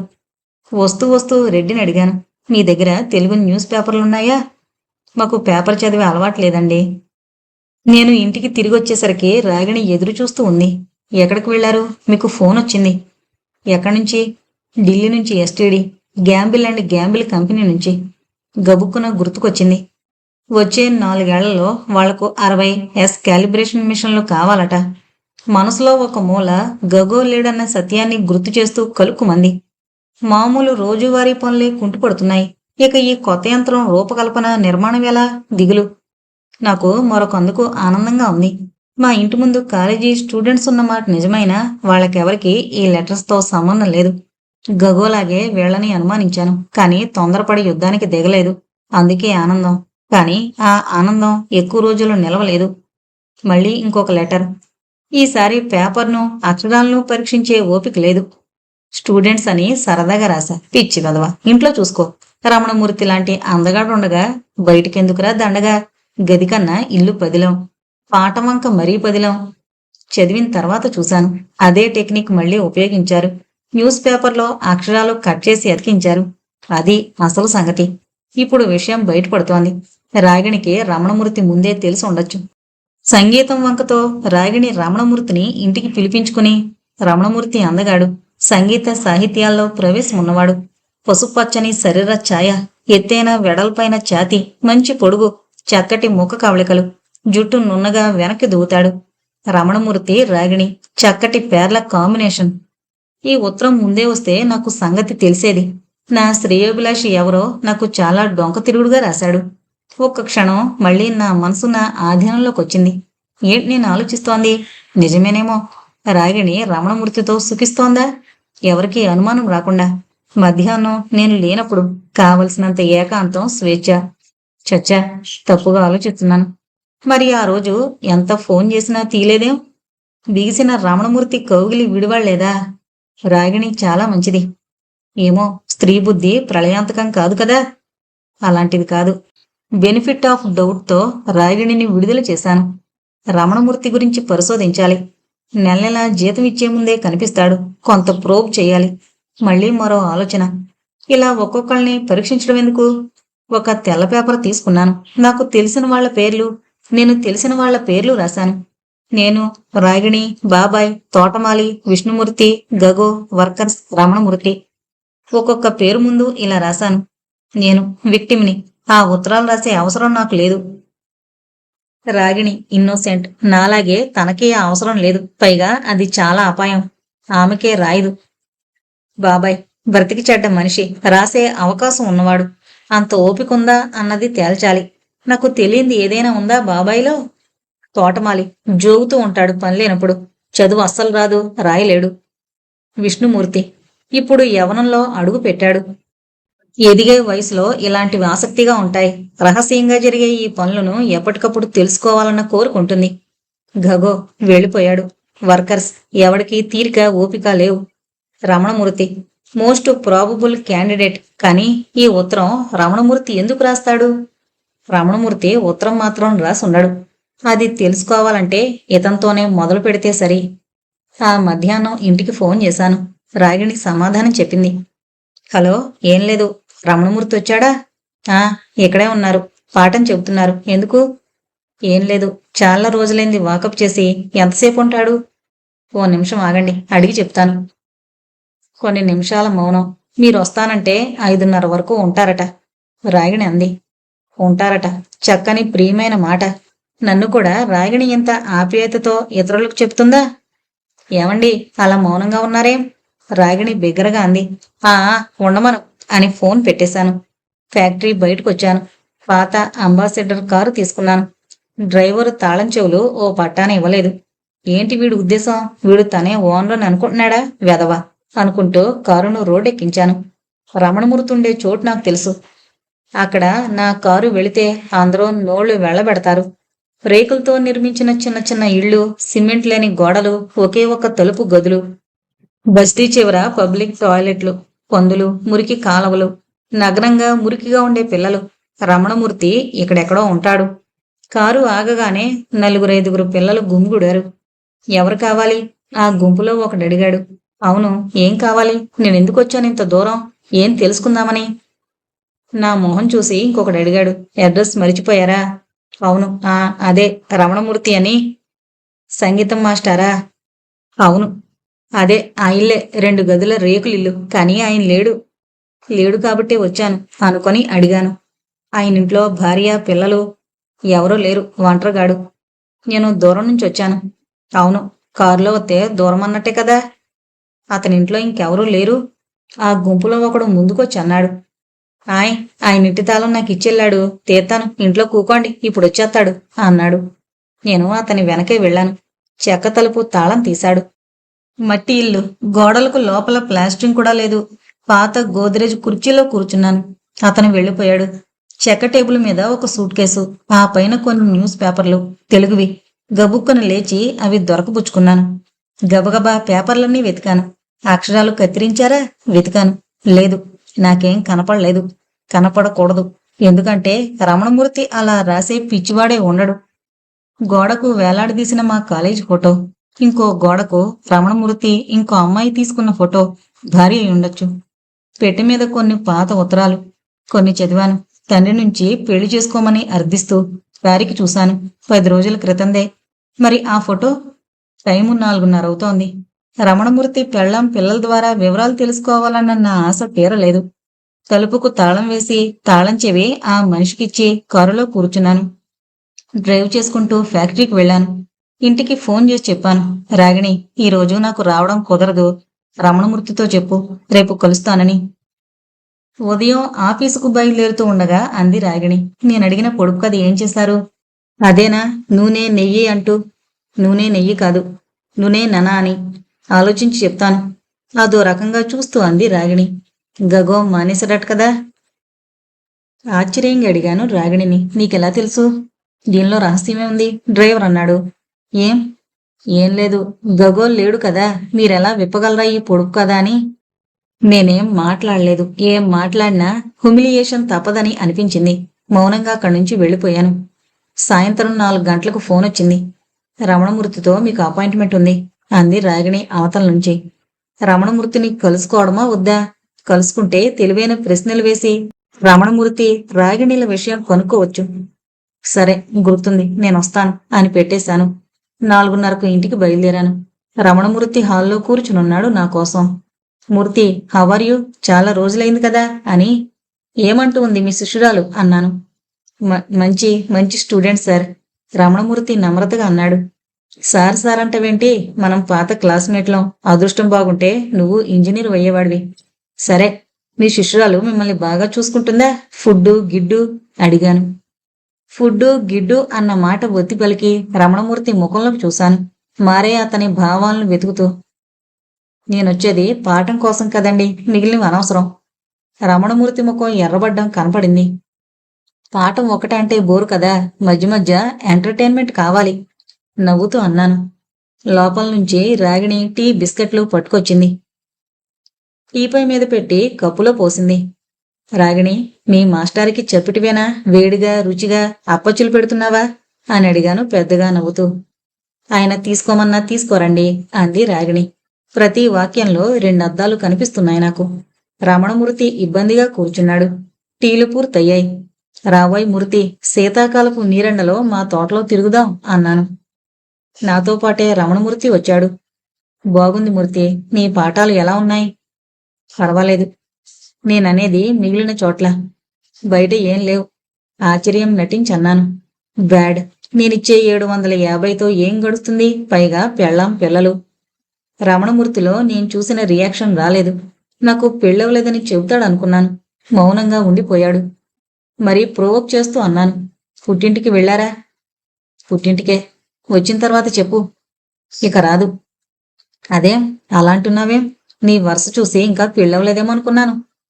అవలేదు. రమణమూర్తి ముఖంలోకి ఆశ్చర్యంగా చూశాను. అతని మొహం కందగడ్డలా మారింది. సార్, నన్నెందుకిలా మాటలతో పొడుస్తారు?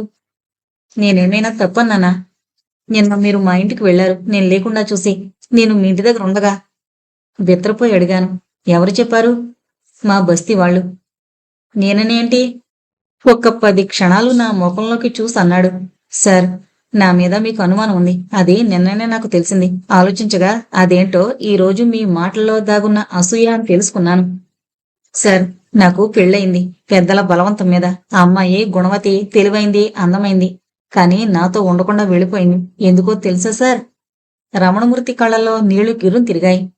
మళ్ళీ పెళ్లి చేసుకోమని నన్ను మా వాళ్ళు పోరుతున్నారు. కానీ నేను చేసుకునే స్థితిలో లేను. రమణమూర్తి గద్గద స్వరంతో చెప్పాడు. నాకు చెప్పు మూర్తి, నీకు సరైన ఉద్యోగం లేదనేగా నా ఫ్యాక్టరీలో వేయిస్తాను. వద్దు సార్, నా సమస్య ఉద్యోగం కాదు. మరి? ఈ భయంకరమైన నిజం తెలిసిన మనిషి మీరు రెండో వారు. మీ ఈర్ష్య, అసూయలు చూడలేక చెప్తున్నాను. ఇందాక మీరు అడిగారు నేనే వచ్చానని ఏంటని. సార్, మీ ముఖం ఒక్కసారి చూస్తే ఎవరైనా మరిచిపోతారా? అలాగే నాలాంటి అందగాన్ని చూసినా తొందరగా మరిచిపోరు. గర్వం కాదు సార్. నా తలరాత తెలిస్తే, నా రహస్యం తెలిస్తే మీరు షాక్ తింటారు సార్. రమణమూర్తి చెప్పిన ఆ విషయం విని నేను నిజంగానే షాక్ తిన్నాను. రమణమూర్తి ఇంపార్టెంట్. అందుకే గుణవతి, రూపవతి, తెలివైంది అయిన భార్య విడిచిపోయింది. నన్ను ఒంటరిగా వదిలేసి రమణమూర్తి మా ఇంటి గేటు తీసుకుని వెళ్ళిపోయాడు. నేను మానుప్రడిపోయి చూస్తూ ఉండిపోయాను. ఇక రమణమూర్తి మళ్ళీ మా ఇంటి ఛాయలకు రాడు.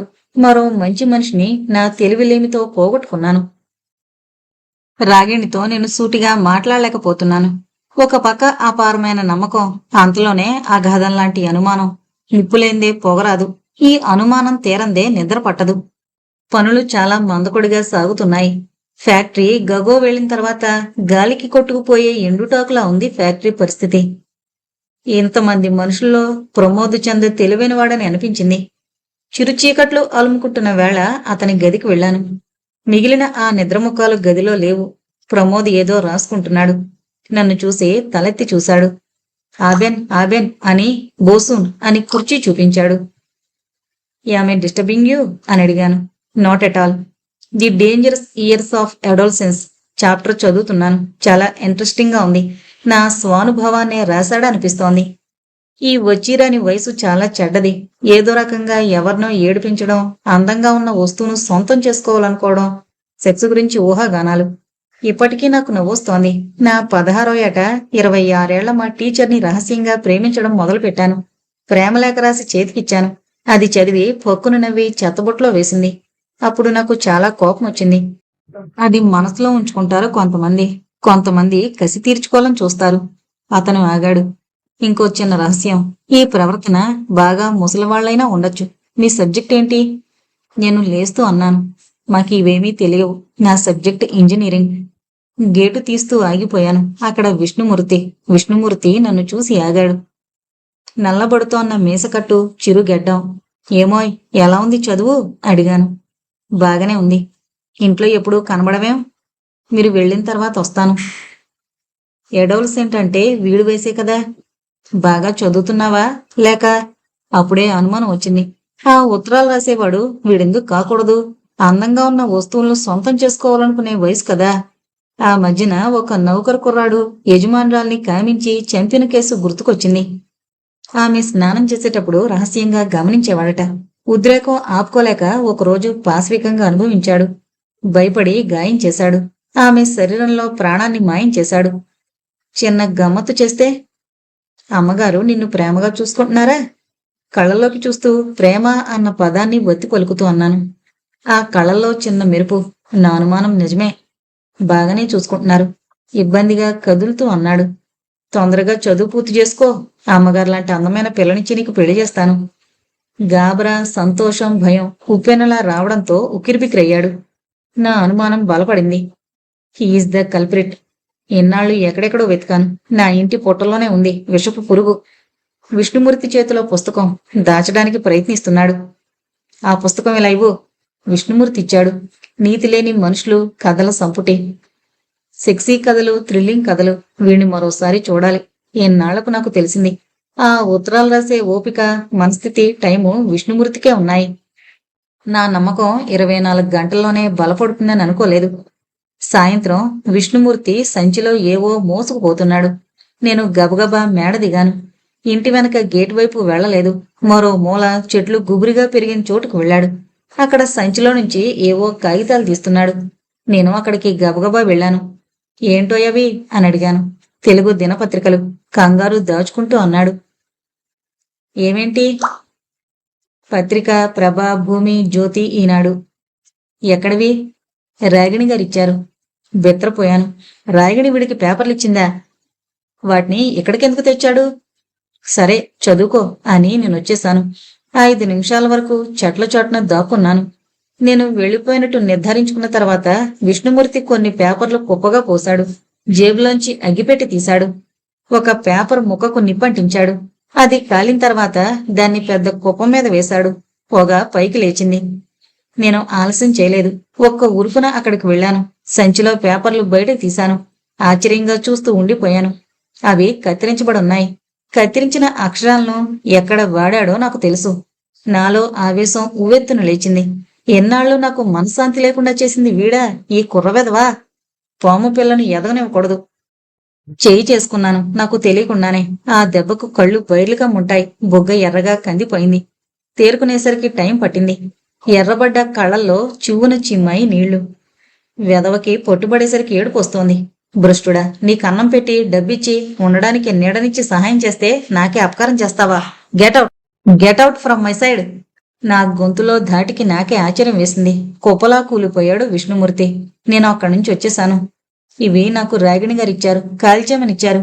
ఏడుస్తూ మళ్ళీ అన్నాడు. ఎక్కిళ్ళు కూడా. చల్లారిపోతున్న అగ్నిపర్వతం మళ్లీ బద్దలైంది. పొరుగున వెళ్లి నా శక్తి కొద్దీ విష్ణుమూర్తిని కొట్టాను. రాగిణి మీద అభాండం వేస్తే సహించే ఓపిక నాకు లేదు. కారు సర్వీసింగ్కి ఇవ్వడం వల్ల డొక్కు అంబాసిడర్లో ప్రయాణించడం తప్పడం లేదు.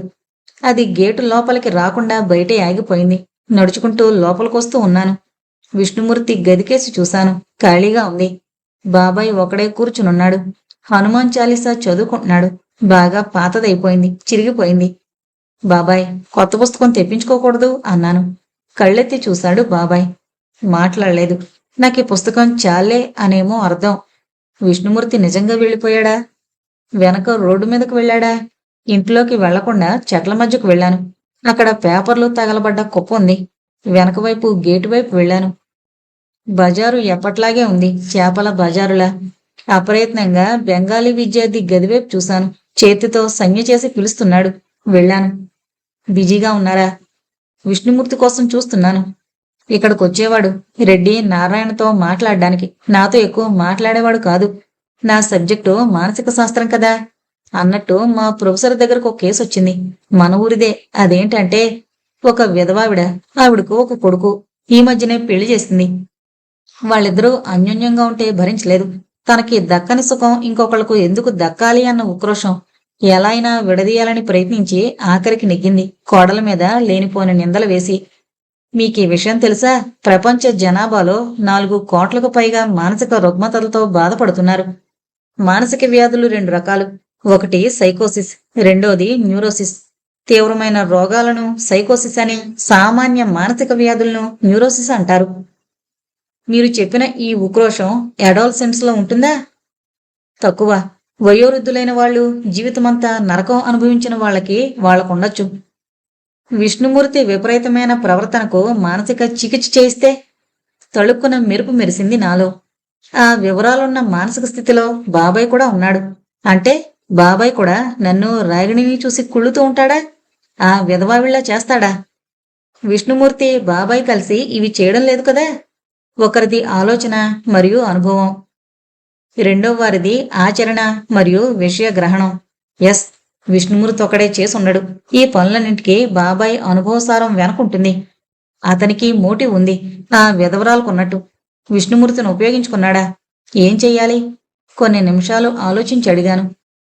మీ ప్రొఫెసర్ పేరేంటి? ప్రొఫెసర్ రఘురాం. ఎందుకు? మా ఇంట్లో 2 మానసిక రోగులున్నారు. వాళ్ల వైద్యానికి చిరునామా కాగితం మీద రాసివ్వండి. అతను అలాగే చేశాడు. అర్ధరాత్రి కాలింగ్ బెల్ అదే పనిగా మోగుతోంది. తలుపులు బాదుతున్నారు. చాలా కంగారులో ఉన్నట్టున్నారు. అరుస్తున్నారు. కిరీటిగారు, కిరీటిగారు! తలుపులు తెరిచాను. కాకి యూనిఫారాల్లో పోలీసులు. టైం చూశాను. తెల్లవారుజామున 4. నిద్రమత్తు వదిలిపోయింది పోలీసులను చూడగానే. మీరేనా ఎం కిరీటి? ఎస్ఐ అడిగాడు. అవును. Sorry to inform you. ఏం జరిగింది? ఫ్యాక్టరీలో దొంగతనం, అగ్ని ప్రమాదం, మా వర్కర్స్ కొట్టుకుని చివరకు ప్రాణం తీసుకునేంత వరకు వచ్చారా? What's the matter? మాకు మీ అడ్రస్ రాసిన కవరు, అందులో ఉత్తరం దొరికాయి. ప్లాస్టిక్ కవర్లో పెట్టున్నాయి, నీళ్లు తగలకుండా. ఈ కవర్ ఇవ్వడానికి ఇంత పొద్దునే రావాలా? నాకు తిక్క కోపం వచ్చింది. పోలీసులు తర్వాత చెప్పిన మాటలకు నా నిద్ర, కోపం, చిరాకు ఓ కుమ్మడిగా కొట్టుకుపోయాయి. ఇన్స్పెక్టరు భారమైన కంఠంతో చెబుతున్నాడు. నీటిలో నానిపోయింది డెడ్ బాడీ. పెట్రోల్ డ్యూటీ చేస్తున్న మా పోలీసులకు ఉబ్బిపోయిన శవం కనిపించింది. బయటకు తీసి జేబులు వెతికాం. మీ అడ్రస్ దొరికింది. 20 ఏళ్లలోపు వయసే, నీలం రంగు ప్యాంటు, తెల్ల చొక్కా. మీరొచ్చి ఐడెంటిఫై చెయ్యాలి. గబగబా డ్రెస్ వేసుకున్నాను. ఎస్ఐతో బయలుదేరాను. గేటు దగ్గరున్న బాబాయ్తో చెప్పాను. తెల్లవారింది బాబాయ్, ఇంట్లో అందర్నీ లేపు. ఎప్పుడూ అలా అనని నన్ను చూసి ఆశ్చర్యంగా నోరు వెళ్ళబెట్టాడు. అప్పుడే లేచి బయట తోటలో కూర్చున్న బాబాయ్. మార్చురీలో ఉంది, ఉబ్బిపోయింది ఆ విష్ణుమూర్తి శవం. నిశ్చలంగా పడుంది విష్ణుమూర్తి బాడీ. ఎస్ఐ ఇచ్చిన లెటర్ చదివాను. Good bye, good bye to all అని రాసుంది. రంపంతో నన్ను కోస్తున్నట్టు ఫీల్ అయ్యాను. చిన్నతనంలో వెళ్ళిపోయాడు. పసిమొగ్గే. ఎందుకు చేశాడు? నేను 2 దెబ్బలు వేసినందుకే. అందుకే ఇంత చేస్తాడనుకోలేదు. ఎడోల్సెన్స్. విష్ణుమూర్తి తల్లిదండ్రులకు కబురు పంపాను. సాయంత్రానికి వచ్చారు. తల్లిని అసలు పట్టుకోలేకపోయాం. పొర్లి పొర్లి ఏడ్చింది. బాబూ, ఎందుకు చేశావురా ఈ పని? విష్ణుమూర్తి ఇలా చేయడానికి కారణం నేనే. అది ఎవరికీ తెలీదు. నేను హంతకుణ్ణి, పాపాత్ముణ్ణి. నోనో, కాదు. నేనెందుకు హంతకుణ్ణి? నేనేమీ చావమనలేదే. 2 దెబ్బలేస్తే అది హత్య అవుతుందా? విష్ణుమూర్తి నాకు పంచిన క్షోభ, ఉత్తరాలు రాయడం, ఆ పాపానికి విరుగుడా ఇది? నా తప్పేమీ లేదు. సమాధానపరుచుకున్నాను. విష్ణుమూర్తి తల్లిదండ్రులు బాడీని వాళ్ళ ఊరు తీసుకుపోయారు. 4 రోజులు భారంగా గడిచాయి. విష్ణుమూర్తి ఏడని బాబాయ్ అడగలేదు. రోజంతా తన ధోరణిలోనే ఉంటాడు. ప్రొఫెసర్ రఘురాం దగ్గరకు ఇక తీసుకువెళ్లవలసింది ఈయనొక్కడ్నే. కలిసిమెలిసి ఇన్నాళ్లు ఉన్నారు. ఆ వెలితి బాబాయికి తెలీదా? 5 రోజుల తర్వాత మళ్ళీ ఇంకో ఉత్తరం. పాపి, ఎన్నాళ్ళు నువ్వు కోపి మాత్రమే అనుకున్నా. అదే పాత టెక్నిక్. పేపర్లలో అక్షరాలు కత్తిరించి అతికించారు. ఇప్పుడు ఒక విషయం స్పష్టంగా తెలుస్తోంది. ఈ ఉత్తరాల రచయితే విష్ణుమూర్తి హంతకుడు. నేను నిమిత్త మాత్రుణ్ణి. విష్ణుమూర్తి ఇవి రాయలేదేమో. అసలు ఈ గొడవే లేకపోతే విష్ణుమూర్తితో నాకు మాట్లాడే ఉత్సుకతే ఉండేది కాదు. నెమ్మదిగా నా ఆలోచనలు బాబాయ్ మీదకు జీరోయిక్ అవుతున్నాయి. ఇది 3వసారి ఫోన్ చేయడం. ఇంత ఘాటుగా మాట్లాడే మాటలు బ్యాంకు మేనేజర్వి. అయితే అన్నాను నేను నిర్లక్ష్యంగా. బ్యాంకు మేనేజర్ లావుగా చామన ఛాయలో ఉన్నాడు. తెల్ల చొక్కా, చారల టై, బ్రౌన్ ప్యాంటు, నల్ల బూటు. మీ ఓవర్ డ్రాఫ్ట్ లిమిట్ దాటిపోయింది. 2 నెలలుగా ఓడి ఇంట్రెస్ట్ జమ కావడం లేదు. ఓ, ఐసి అన్నాను నిర్లిప్తంగా. గొగో వెళ్ళిపోయిన తర్వాత నా అకౌంట్ బుక్స్ చూసేవాళ్లు లేరు. డ్రాయర్ తలుపు తెరిచి చూశాను. బయటి చెక్కులు డిపాజిట్ చేయలేదు. కొన్ని టైం లిమిటేషన్ దాటిపోయాయి. మీకిది లాస్ట్ వార్నింగ్, లేకపోతే స్టాక్స్ సీజ్ చేయాల్సి ఉంటుంది కఠినంగా అన్నాడు క్రెడిట్ మేనేజర్. బ్యాంకు గురించి నాకు బాధలేదు. ఈ చెక్కులు వాళ్ల ముఖాన కొడితే కొంత బరువు తగ్గుతుంది. 15 రోజుల క్రితం ఈ SI inspector, payment of wages inspector వచ్చారు. అంతకుముందు ఫ్యాక్టరీ ఇన్స్పెక్టరు వచ్చాడు. వాళ్ళు ఎప్పుడు ముంచుతారో అని భయంగా ఉంది. చెక్కులు తీసి ఒక్కొక్కటే చెక్ పేయింగ్ ఇన్స్లిప్ లో రాస్తున్నాను. కొంతసేపటికి విసుగొచ్చింది. చెక్స్ చాలా ఉన్నాయి. ఈ పని స్టెనో మామికి అప్పచెపితే? నాకప్పుడు తెలీదు 10 లక్షల వరకు నేనిచ్చిన చెక్కులు బౌన్స్ అయ్యాయని. సరైన పైకం లేకుండా చెక్కులిచ్చినందుకు నాపై క్రిమినల్ ప్రొసీడింగ్స్ మొదలయ్యాయని. అప్పుడు 10 లక్షల కోసం తెలిసిన వాళ్ళని అడిగాను. 10 నిమిషాల్లో దొరికేది ఇది వరకు. నా ఖ్యాతి బజార్లో తెలిసినట్టుంది. ఎవరూ ఇవ్వలేదు. 1 లక్ష కూడా దొరకలేదు. వర్కింగ్ క్యాపిటల్ కావాలని బ్యాంకుకి అప్లికేషన్ పెట్టుకున్నాను. అది వస్తుందో లేదో తెలీదు. నా పతనం ప్రారంభమైందా? నా తలంతా చికాకుతో ఉన్నప్పుడు మరో ఉత్తరం. పాపికి కోపికి తేడా ఏంటి? చెప్పకపోయినచో మామూలుగా నీ తల కొన్ని ముక్కలగును. ఆ ఉత్తరం చూడగానే చుర్రుమనిపోయింది. ఏంటి దుస్సాహసం? ఏంటి ముసలాయన ఉద్దేశం? ప్రాసెస్ ఆఫ్ ఎలిమినేషన్లో మిగిలిపోయిన వ్యక్తి. సరైన మానసిక స్థితి లేని వాడు బాబాయ్. భార్యను, కొడుకులను పోగొట్టుకుని, ఆస్తి పోగొట్టుకుని జీవోత్సవంలా ఉన్న ఆ మనిషికి మరొకరి ఆనందము, సుఖము కంటగింపుగా ఉండొచ్చు. ఇన్నాళ్ళు పెద్దగా అనుమానపడ్డదగ్గ వ్యక్తి కనపడలేదు. మిస్టరీ అంటే అదేనేమో. ఎంతో పరిశోధన చేస్తేనే గాని తెలీదు. ఈసారి ఆ ఉత్తరం రాగిణికి చూపించాలి. మొత్తం కథంతా రాగిణికి తెలియజేయాలి. గగో, రమణమూర్తి, విష్ణుమూర్తి వీళ్ల కథ చెప్పాలి. చాలా గ్యాప్ వచ్చింది ఈ మధ్యన. పాపికి కోపికి తేడా ఏంటి? కొన్ని క్షణాలు చూసి అంది. ఇంగ్లీష్లో రాసేవాడు తెలుగులోకి ఎప్పుడు మారాడు? మొదట్లో బొమ్మలు వేసి పంపాడు. ఏమో, నాకు అంతుపట్టడం లేదు, ఇది ఎవరి పనో అని లోపలికి వెళ్ళిపోయింది. మర్నాడు ఫ్యాక్టరీకి వెళ్లేంత వరకు ఆలోచిస్తూ ఉన్నాను. బాబాయ్ని ఎలా ట్యాకిల్ చెయ్యాలి? ఈసారి చాలా జాగ్రత్తగా డీల్ చెయ్యాలి. ఇది వరకటి అనుభవం బాగా గుర్తుంది. సాయంత్రం బజార్కి వెళ్లి హనుమాన్ చాలీసా పుస్తకం కొన్నాను. ఇంటికొచ్చాను. రాగిణి ఏదో పనిలో ఉంది. పిల్లలిద్దరూ కంప్యూటర్ గేమ్స్ ఆడుకుంటున్నారు. నేను తోటలోకి వెళ్ళాను. చేతిలో హనుమాన్ చాలీసా పుస్తకం. బాబాయ్ గదిలోకి వెళ్ళాను. ఆయన చాప మీద పీఠం వేసుకుని కూర్చున్నాడు. వృద్ధాప్యంలో ముడతలు పడ్డ శరీరం. ఆయనను చూసి అనుకున్నాను, శరీరంలో ముడతలు పడ్డా మెదడులో ముడతలు పోలేదు. బాబాయ్, నాకింత అన్యాయం చేస్తావా? నీకోసం హనుమాన్ చాలీసా తెచ్చాను అన్నాను పైకి నవ్వుతూ. బాబాయ్ మాట్లాడలేదు. మౌనంగా ఆ పుస్తకం తీసుకున్నాడు. నేనొచ్చేశాను. ఏం చేసి నిజం చెప్పించాలి? నాకేం చెయ్యాలో తోచలేదు. రాత్రి నిద్రకు ఉపక్రమిస్తూ అడిగాను రాగిణిని.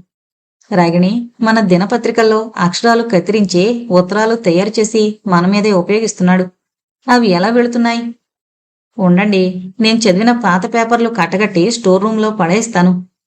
అది సంగతి. స్టోర్ రూంలో అన్నీ పనికిరాని పాత సామాన్లే కదా అని తాళం ఉంది లేంది సరిగ్గా చూడం. అది ఆసరాగా ఈ ముసలాయన ఇలా చేయగలుగుతున్నాడు. నేను కనుక్కుంటాను. వద్దురాగిణి, రేపు సాయంత్రం నేను చూసుకుంటానులే. లైట్ అరిపి బెడ్ లైట్ వెలిగించి పడుకున్నాను. మాగన్నుగా నిద్ర పడుతోంది.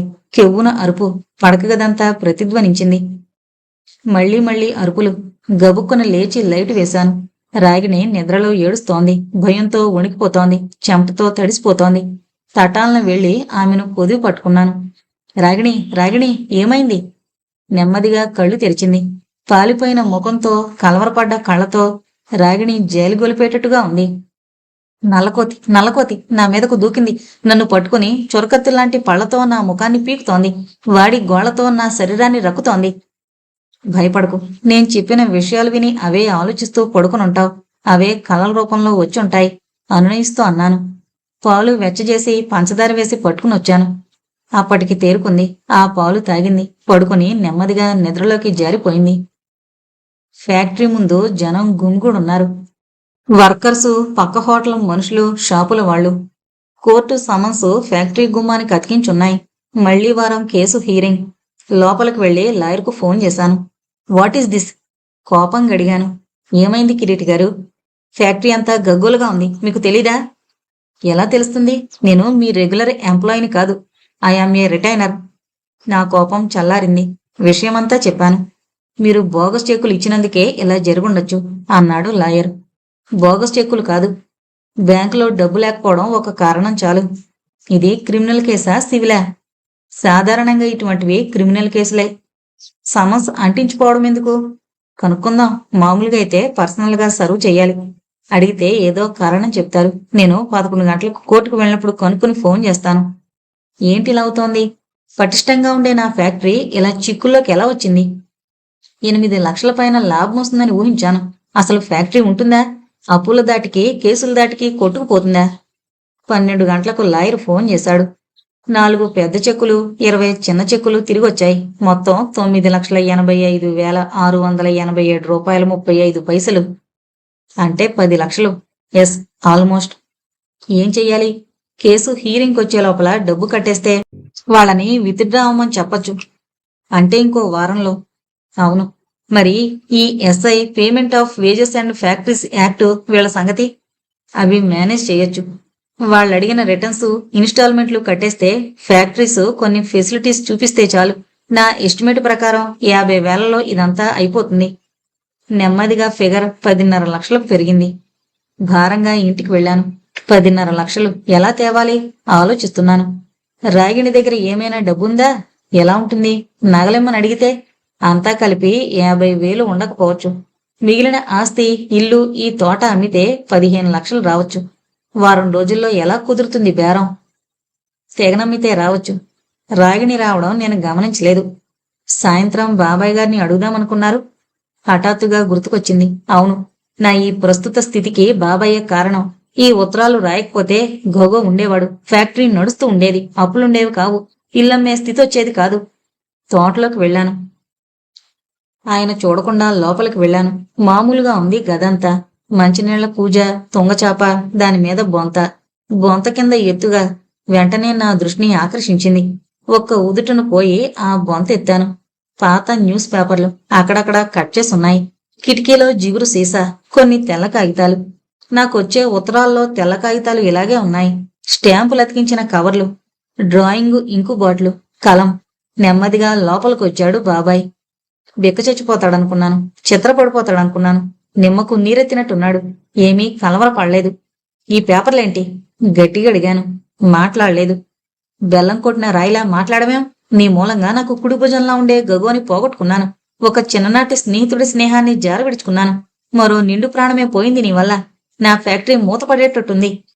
ఈ ఇల్లు, తోట అమ్మకానికొచ్చాయి. నిలవ నీడ లేకుండా నేను, నా పిల్లలు, భార్య వీధులు పాలవడానికి సిద్ధంగా ఉన్నాం. ఇదంతా ఎవరి వల్ల? నీ క్రూయల్ లెటర్స్ వల్ల, నీ మడ్రస్ లెటర్స్ వల్ల, నీ పాయిజనస్ లెటర్స్ వల్ల. చెప్పు, ఎందుకిలా చేశావు? నెమ్మదిగా కళ్ళెత్తి నా కేసి చూశాడు. బొంత కిందున్న పేపర్లు చూశాడు. కిటికీలోని ఇంకుబుడ్డి, కవర్లు, కాగితాలు చూశాడు. కనుమూసి తెరిచే లోపల ఏ భావమూ కనబడిని ఆయన ముఖంలో ఆశ్చర్యం, కోపం కనపడ్డాయి. ఇంటి ముఖద్వారం వైపు చూశాడు. అక్కడ రాగిణి బయట నిలబడుంది. అతి నెమ్మదిగా కదులుతూ తన చాప, దిండు తీసుకున్నాడు. వాటిని చుట్టచుట్టాడు. గేటు తీసుకుని బయటకొచ్చాడు. చేతిలో ఆ చాప చుట్టతో రోడ్డమ్మట నడుస్తూ వెళ్ళిపోయాడు. ఒక్క మాటగాని, శబ్దంగాని చేయలేదు. నేను రాయిలా నిలబడిపోయాను. ఏంటి బాబాయ్ ఎలా చేశాడు? ఇంటికి తిరిగొచ్చిన నన్ను అడిగింది రాగిణి. ఆయన ఏమన్నాడు? వెళ్ళిపోయాడు. ఆ సాయంత్రం ప్రాపర్టీ బ్రోకర్స్కు ఫోన్ చేసి చెప్పాను, ఇల్లు అమ్మకానికి పెట్టమని. ఆటో కన్సల్టెన్సీ వాళ్ళకి చెప్పాను, వోల్కాస్ వేగన్ అమ్మకానికి ఉందని. పాత అంబాసిడర్ కారు ఎవరూ కొనరు, అందుకే చెప్పలేదు అమ్మమని. రా మెటీరియల్స్ లేక ఫ్యాక్టరీలో లే ఆఫ్ ప్రకటించాను. వర్కర్స్కి ఆ నెల జీతాలు ఇవ్వాలి. ఇంట్లో ఉన్న కొద్దిపాటి క్యాషు రాగిణి నగలు అమ్మి జీతాలు చెల్లించాను. పనిలేని మిషన్లు మూగుగా ఉన్నాయి. తుప్పు వాటిని తినేస్తూ బలహీనపరుస్తూ ఉంది. మిత్రమా, గగో, ఒక్కసారి రావు, వచ్చి ఇదంతా చక్కదిద్దు అనుకున్నాను. ఎక్కడున్నాడో, నా మొర ఎలా వినిపిస్తుంది? అభిమానస్తుడు గగో మళ్ళీ రాడు. రోజులు గడిచిపోతున్నాయి. రోజు కొంతమందొచ్చి ఇల్లు, తోట చూస్తున్నారు. శల్య పరీక్షలు చేస్తున్నారు. ఒక పెద్ద మనిషి పులి, గమేళా పట్టుకొచ్చాడు. గోడలో కొంత భాగం పగలగొట్టి కెమికల్ అనాలిసిస్ కి పంపుతాడట, సిమెంటు బలం తెలుసుకోవడానికి. నాకు డబ్బు అర్జెంటుగా కావాలని, కోర్టులో కేసుందని అందరికీ తెలిసిపోయింది. డబ్బు కట్టకపోతే జైలుకెళ్తానని తెలుసు. 1,00,000తో మొదలుపెట్టి 5 లక్షల వరకు వచ్చింది బేరం. అక్కడ ఆగిపోయింది. ఎంత లేదన్నా 20 లక్షల ఆస్తి. కనీసం 2 లక్షలు చేసే కారు. 40,000 మించి పలకడం లేదు. చిరాకేసింది. స్వార్థం ఎంత! బలహీనుడి ఏడుపు బలవంతుడికి సంగీతంలా వినిపిస్తుంది. నా చేతకాని ఉక్రోషం, కోపం ఎవరి మీద? చివరకు హీరింగ్ రోజు రానే వచ్చింది. 5.5 లక్షలకు మించి ఒక్కరూ ఆఫర్ చేయలేదు. ప్రతి డాక్టర్కు, లాయర్కు ఉండే సహజ లక్షణమే మా లాయర్కు ఉంది. ఉరిశిక్ష అమలు కాబోతున్న సమయంలో క్లయింట్తో అంటాడు, భయం లేదు. ప్రెసిడెంట్ పార్డన్ కోసం అప్లై చేశాం, అది ఎప్పుడైనా రావచ్చు అని. ప్రాణం పోయేటప్పుడు డాక్టర్ అంటాడు, ఇవి క్రిటికల్ మూమెంట్స్, 24 గంటలు అయితే ఇక పర్వాలేదు అని. 24 గంటలు ఆగడని ఆయనకు తెలుసు. కారు కూడా అమ్ముడు కాలేదు. అవి బ్రోకర్ తన వద్దే ఉండాలన్నాడు. ఉన్నదాన్ని నడపడానికి పెట్రోల్ కావాలి, అది కూడా వెతుక్కోవాల్సిన పరిస్థితి. బస్సులో వెళ్ళాను సిటీ కోర్టుకు. 10:30 వరకు ఎవరూ రాలేదు. కోర్టు ఆవరణలో మర్రిచెట్టు కింద కూర్చున్నాను. శీతాకాలపు ఎండైనా చుర్రుమంటోంది. దాహం, ఆకలి. బండి మీద టీ తాగాను. ఎవరో గుర్తుపట్టి పలకరించారు. నాకెవరితోనో మాట్లాడాలని లేదు. సాయంత్రం 3:30కు లాయర్ వచ్చి చెప్పాడు, జడ్జి రాలేదట, రేపు రావాలట. ఆ మాట ముందే తెలీదా వీళ్లకు? కోర్టులకు ప్రజలు రాకుండా ఇలా డిస్కరేజ్ చేస్తారా? సాయంత్రం ఇంటికి చేరాను. లైట్లన్నీ తీసేసింది రాగిణి. ఇల్లంతా చీకటి. రాగిణి, చీకటిగా ఉంది ఇల్లు. తీసేశాను. ఎందుకు అని అడగలేదు. దరిద్రంలో బుర్ర చురుగ్గా పనిచేస్తుందనుకుంటా. మర్నాడు మళ్లీ కోర్టుకు వెళ్ళాను. పగలంతా పడిగాపులు. సాయంత్రం అందరూ వెళ్ళిపోతున్నారు. లాయర్ ఇంకా చెప్పలేదు నేను ఎప్పుడు రావాలో. సిమెంట్ బెంచి మీద నుంచి లేచాను. నీరసంతో తూలొచ్చింది. స్పాట్లెస్గా ఉండే నా బట్టలు దుమ్ము కొట్టుకునున్నాయి. ముఖం ఇంకా దరిద్రంగా తయారై ఉండొచ్చు. నెమ్మదిగా కోర్టు కాంపౌండ్ దాటబోతున్నాను. అప్పుడు చూశాను. నేను ఊహించని దృశ్యం. నాకు ఆనందాన్నిచ్చే దృశ్యం. ఎడారిలో ఎండిపోతున్న చెట్టుకు జల్లులా మా లాయరు దగ్గర నిలబడి మాట్లాడుతున్నాడు గగోట్కర్. పొరుగున వెళ్ళాను. గగో గగో అని చేతులు పట్టుకున్నాను. సార్, ఏంటిలా అయిపోయారు? నీరసంగా నవ్వన్నాను. నా పాపం, నా తెలివి తక్కువతనం, నా పిచ్చితనం. బాధపడకండి, అన్నీ నేను చూసుకుంటాను. లాభం లేదు, అంతా చేయి దాటిపోయింది. గగో నాకేసి జాలిగా చూశాడు. ఏం పర్వాలేదు. అది కాదు గగో, 10.5 లక్షలు కావాలి. ఆ ఏర్పాట్లు చేశాను. ఆశ్చర్యంగా అన్నాను. ఏంటి? ఆశ్చర్యపోకండి సార్, ఒకానొక మంచి మనిషి సహాయం చేశాడు. లేకపోతే నా దగ్గరుండి ఎక్కడొస్తుంది అంత డబ్బు? ఎవరైనా? అడిగాను. గగోట్కర్ చూపుడు వేలుతో ఆ దిశగా చూపించాడు. గానుగ చెట్టు కింద సిమెంట్ బెంచి మీద మౌనిలా పరిసరాలు ఏమీ పట్టనట్టు కూర్చున్న ఆ మనిషిని నేనే గుర్తుపట్టాను. బాబాయ్. నాకీ స్థితి కల్పించిన బాబాయ్ తనే ఆదుకున్నాడా? చిత్రంగా ఉంది. మొదట్నుంచి మిస్టరీగా ఉన్న సంఘటనల్లో ఆఖర్నొచ్చిన పాత్ర బాబాయ్ది. అందర్లా ఫేడౌట్ అవలేదు. ఎప్పుడూ ఒక్క మాట మాట్లాడిని బాబాయ్ గగోని ఎలా కలిశాడు? కర్ణాటక, మహారాష్ట్ర సరిహద్దుల్లో ఉంది మా ఊరు. మన ఫ్యాక్టరీ వదిలేసిన తర్వాత అక్కడే ఉన్నాను. ఒక పాత మిషన్ కొనే ప్రయత్నంలో ఉన్నాను. వెతుక్కుంటూ వచ్చిన ముసలాయిని చూశాను. మీ బాబాయ్నని చెప్పాడు. గుర్తుపట్టాను. 3000 మాస్టరు షేర్లు, 100 సెంచురీ మిల్స్ షేర్లు, 100 ఏసీసీ షేర్లు, ఒక బ్యాంకు ఫిక్స్డ్ డిపాజిట్ నా చేతిలో పెట్టాడు. బాబాయ్కి ఎంత ఆలోచనుందా? ఆయన పొలం వాజ్యంలో ఉందని నాకు తెలుసు. దాని సంగతి అప్పుడు పట్టించుకోలేదు. అది గెలిచాడా?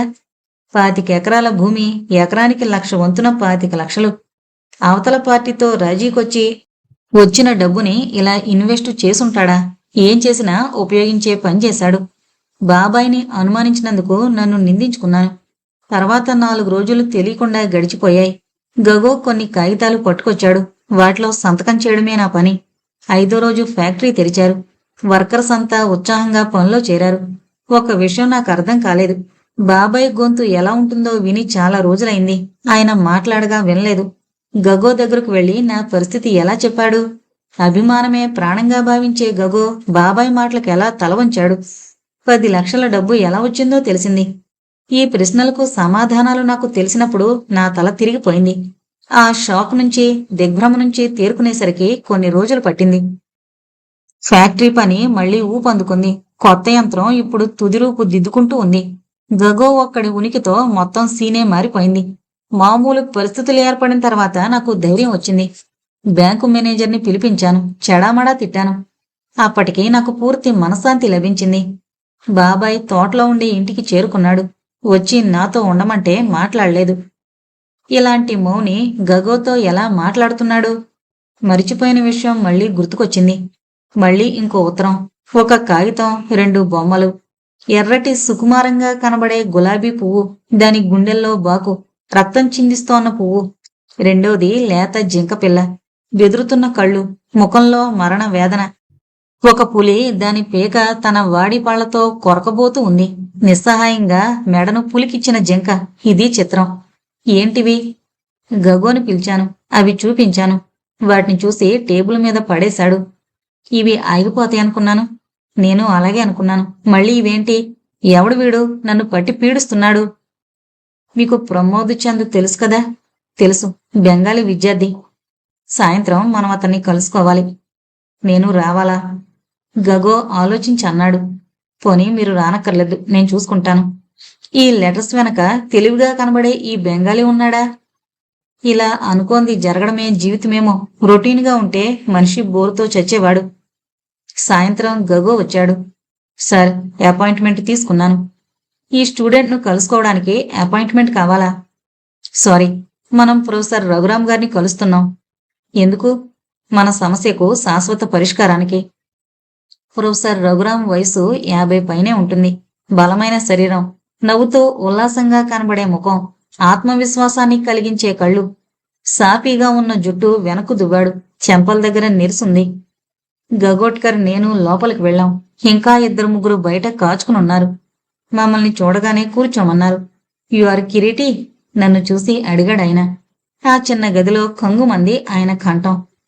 మీ కేసంతా విన్నాను. ఆ ఉత్తరాలు, బొమ్మలు పట్టుకొచ్చారా?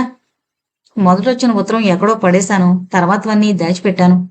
కోతి బొమ్మ ఉత్తరం, నువ్వు కోతివి అనున్న ఉత్తరం.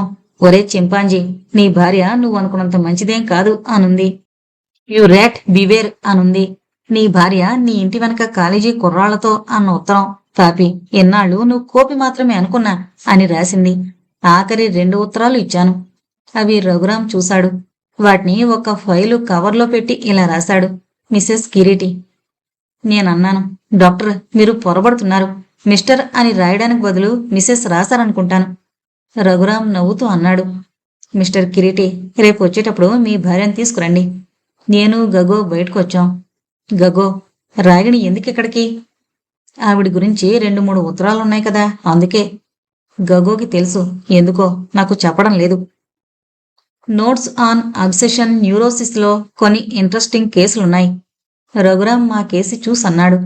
వినడానికి కొంత అశ్లీలంగా ఉండొచ్చు, కానీ క్యూరియాసిటీగా ఉంటాయి. అశ్లీలంలోనే క్యూరియాసిటీ ఉందిగా. ప్రొఫెసర్ రఘురాం చెప్తున్నాడు. నేను రాగిణి రఘురాం క్లినిక్ వచ్చినప్పుడు ఆయన ఒక్కడే ఉన్నాడు.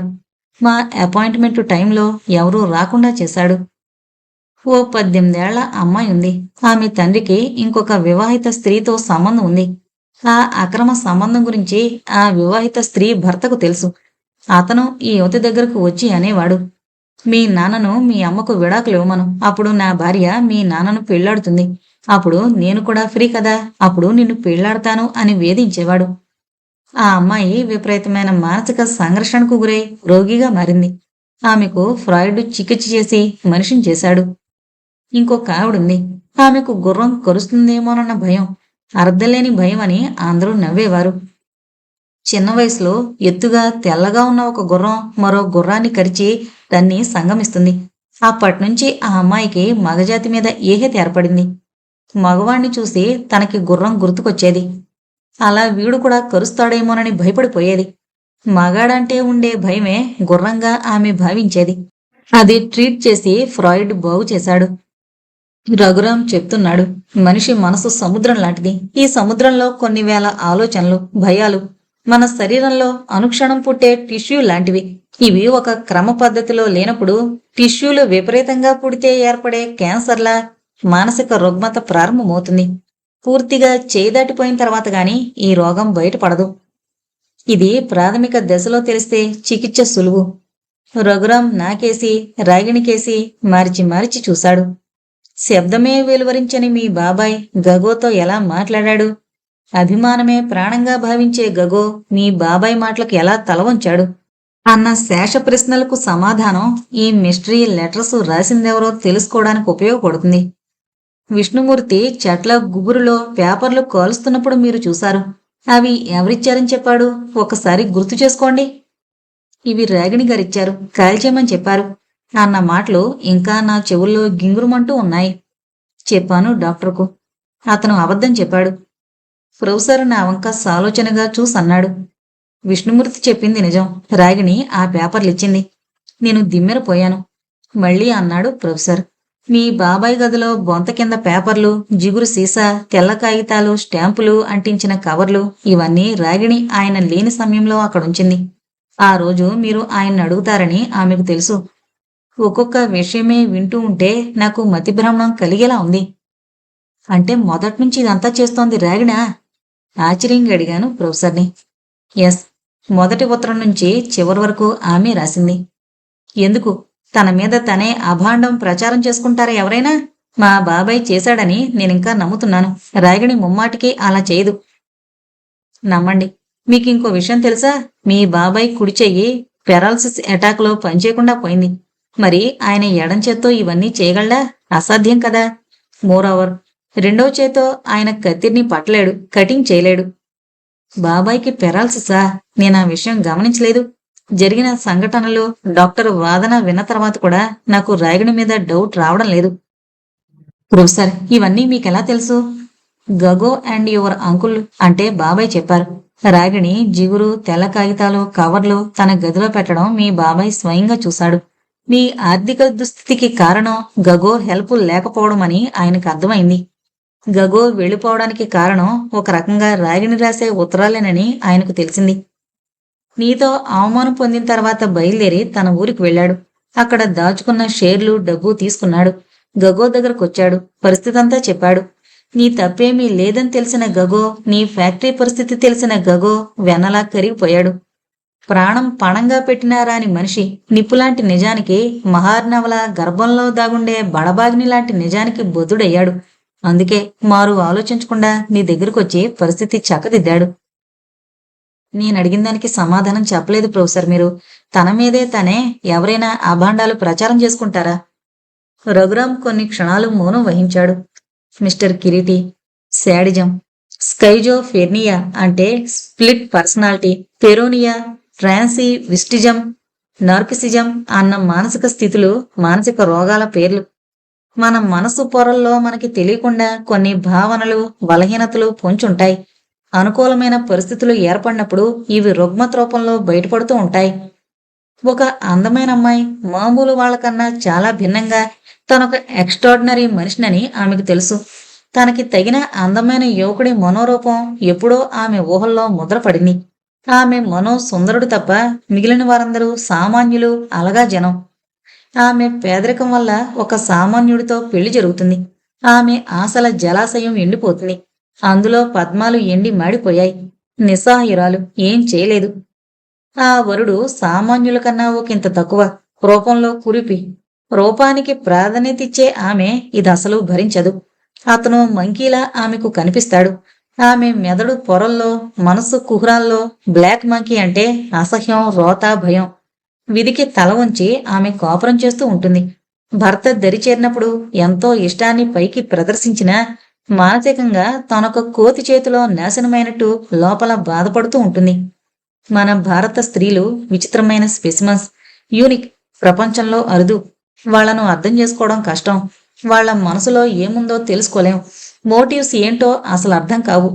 మండుతున్న భావావేశాల అగ్నిని బయటకు కనబడకుండా బంధించగలరు. అగ్నిపర్వతం మనసులో బద్దలయ్యి లావా విరజిమ్ముతున్నా పైకి తుపార శీతల మారుతంలా చిరునవ్వు చిందించగలరు. They are introverts. మనిషిలో మనిషున్న మనుషులు. 105 ఏళ్ల క్రితం అంటే 1886లో డాక్టర్ స్టీవెన్సన్ రాసిన doctor Jekyll and mister Hyde నవలకు ప్రేరణ, మూల బీజం ఈ మనిషిలో మనిషి అన్న నిజం స్టీవెన్సన్ తెలుసుకోవడమే. ఈ రకం స్త్రీలు తమ కలలను భగ్నం చేసిన వాళ్లను ఏదో రకంగా హింసించి ఆనందం పొందడం చేస్తారు. Coming to the point.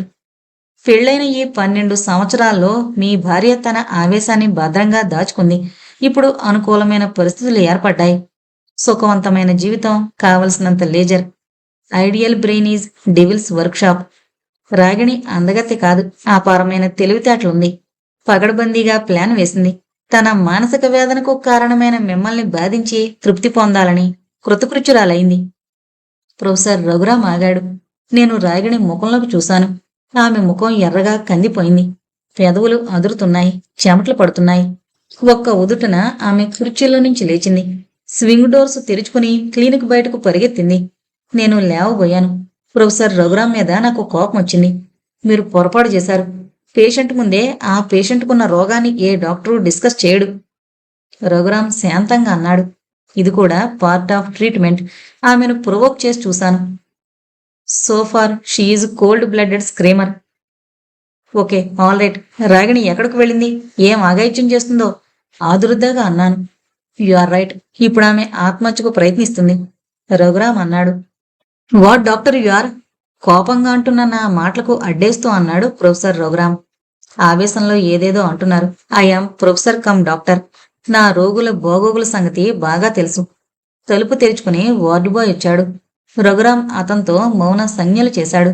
ఒక్క ఉదుటన లేచి అన్నాడు ప్రొఫెసర్ రఘురాం. రాగిణిని ఇక్కడ అడ్మిట్ చేసుకున్నాం. ట్రీట్మెంట్ మొదలైంది. You can see her. రఘురాంతో నేను వెళ్ళాను. రాగిణి మంచం మీద పడుకునుంది. కళ్ళు మూసుకునుంది. రఘురాం అన్నాడు. సెడిటివ్స్ ఇచ్చాం. ప్రశాంతంగా నిద్రపోతూ ఉంది. ఆమె బయటకు పరిగెత్తినప్పుడే మా స్టాఫ్ పట్టుకునే ఏర్పాటు చేశాను. నాకు అనిపించింది రాగిణి చాలా రిలాక్స్డ్గా ఉంది. నేను బయటకు వస్తూ ఉంటే ప్రొఫెసర్ రఘురాం అన్నాడు. రేపటి నుంచి మీరు రావాలి. రాగిణి ఎన్నాళ్ళుంటుంది? ఆవిడ గురించి కాదు, మీ గురించి. నేను రావాలా? నాకు ట్రీట్మెంట్ అవసరమా?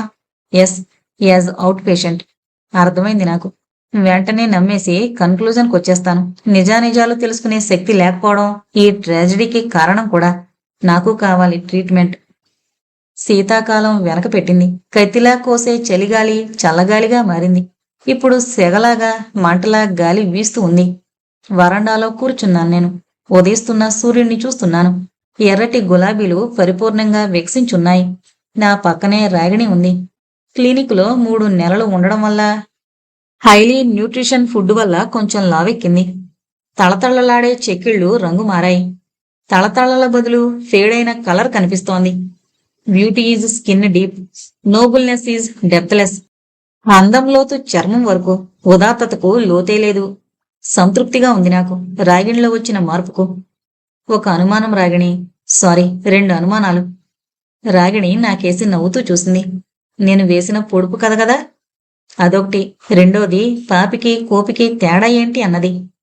రాగిణి ముఖం నిశ్చలంగా మారింది. అంతర్గత మదనంలో తను చేసింది తప్పని ఆమెకు తెలుసు. నేను ఆ కిల్లర్ లెటర్స్ రాయబట్టే మీరు విష్ణుమూర్తిని అనుమానించారు. అభిమానంగల ఆ పిల్లవాడు చెరువులో పడి ప్రాణం తీసుకున్నాడు. మిమ్మల్ని కోతి అని పిలిచాను నా ఉత్తరాల్లో, పాపిష్టిదాన్ని. కోపి అంటే కోతి పిల్ల. మీరు విష్ణుమూర్తి చావుకు కారకులయ్యారనే కోపంతో మిమ్మల్ని పాముతో పోల్చి, మీరు సాధారణంగా ఎవరికీ ప్రాణహాని చేయని కోతిపిల్ల కాదు, అనవసరంగా కాటేసి ప్రాణాలు తీసే పాము పిల్ల అనే అర్థంతో రాశాను. పాపి అంటే పాము పిల్ల, కోపి అంటే కోతి పిల్ల అని నీ ఎబ్రివేషన్. All right then. నునే ననా అంటే? రాగిణి చెప్పడానికి ఇష్టపడుతున్నట్టు లేదు. మళ్ళీ పాతవి తవ్వి నన్ను క్షోభ పెట్టకండి అంది. ట్రీట్మెంట్ పూర్తయి ఇంటికొచ్చేటప్పుడు ప్రొఫెసర్ రఘురాం వార్నింగ్ ఇచ్చాడు, రాగిణిని మానసిక ఒత్తిడికి గురి చేయొద్దని. సరే రాగిణి, చెప్పద్దు అన్నాను. రాగిణి బాధగా చూస్తూ అంది, చేసిన పాపం చెబితే పోతుంది. మొదట్నుంచి నేను చాలా అధికమైందానని, మీరు నాకు తగినవారు కాదని అనుకుంటుండేదాన్ని. అందుకే నువ్వు నేను నక్క నాగలోకం అని నా కసి తీర్చుకున్నాను. నునే నన అన్నవి ఈ వాక్యంలో మొదటి అక్షరాలు. సూర్యుడు చెట్ల చాటు నుంచి బయటకొచ్చాడు. పరిపూర్ణ సూర్యోదయం. అఖండంగా వెలిగే సూర్యుడిలో ఉన్నాయి మచ్చలు, నిండుగా పూచిన గులాబీలు, పువ్వు కింద ముళ్ళు, అమృత ఫలాన్నిచ్చే వనాలు, వనాలలో హాలాహలాన్ని మించిన విషం కల్ల నాగులు. సృష్టిలో దేనికి పరిపూర్ణత లేదు. ఈ ఎండవేడి రాగిడి ముఖానికి తగులుతూ ఉంది. ఆమెను పూల వీల్ చైర్లో ఎక్కించాను. ఆమెకింకా నడిచే శక్తి రాలేదు. ట్రీట్మెంట్ కాలంలో ఆమె కాళ్ళు కదలకుండా కట్టినప్పుడు ఆర్టరీ ఒకటి దెబ్బతింది. ఇప్పుడిప్పుడే అది మానుతోంది. ఆమెను మంచం మీద పడుకోబెట్టి తిరిగొచ్చాను. తోటలో గులాబీలు ఎండవేడిమికి కమిలిపోతున్నాయి. వాటి చుట్టూ ఏవో పురుగులు తిరుగుతున్నాయి. వేడెక్కిన గాలి వాటి జీవసారాన్ని హరింపజేస్తుంది. ప్రకృతిలో ఎక్కడా పరిపూర్ణత లేదు. ఇంతటితో కిల్లర్ లెటర్స్ అనే నవల కంప్లీట్ అయిందండి. మన శ్రోతలు నవల విన్న తర్వాత దయచేసి లైక్ చేయడం మాత్రం మర్చిపోవద్దు. మళ్ళీ మరొక మంచి నవలతో మీ ముందుకొస్తుంది మీ సుజన. అంతవరకు సెలవు. నమస్కారం. Thank you.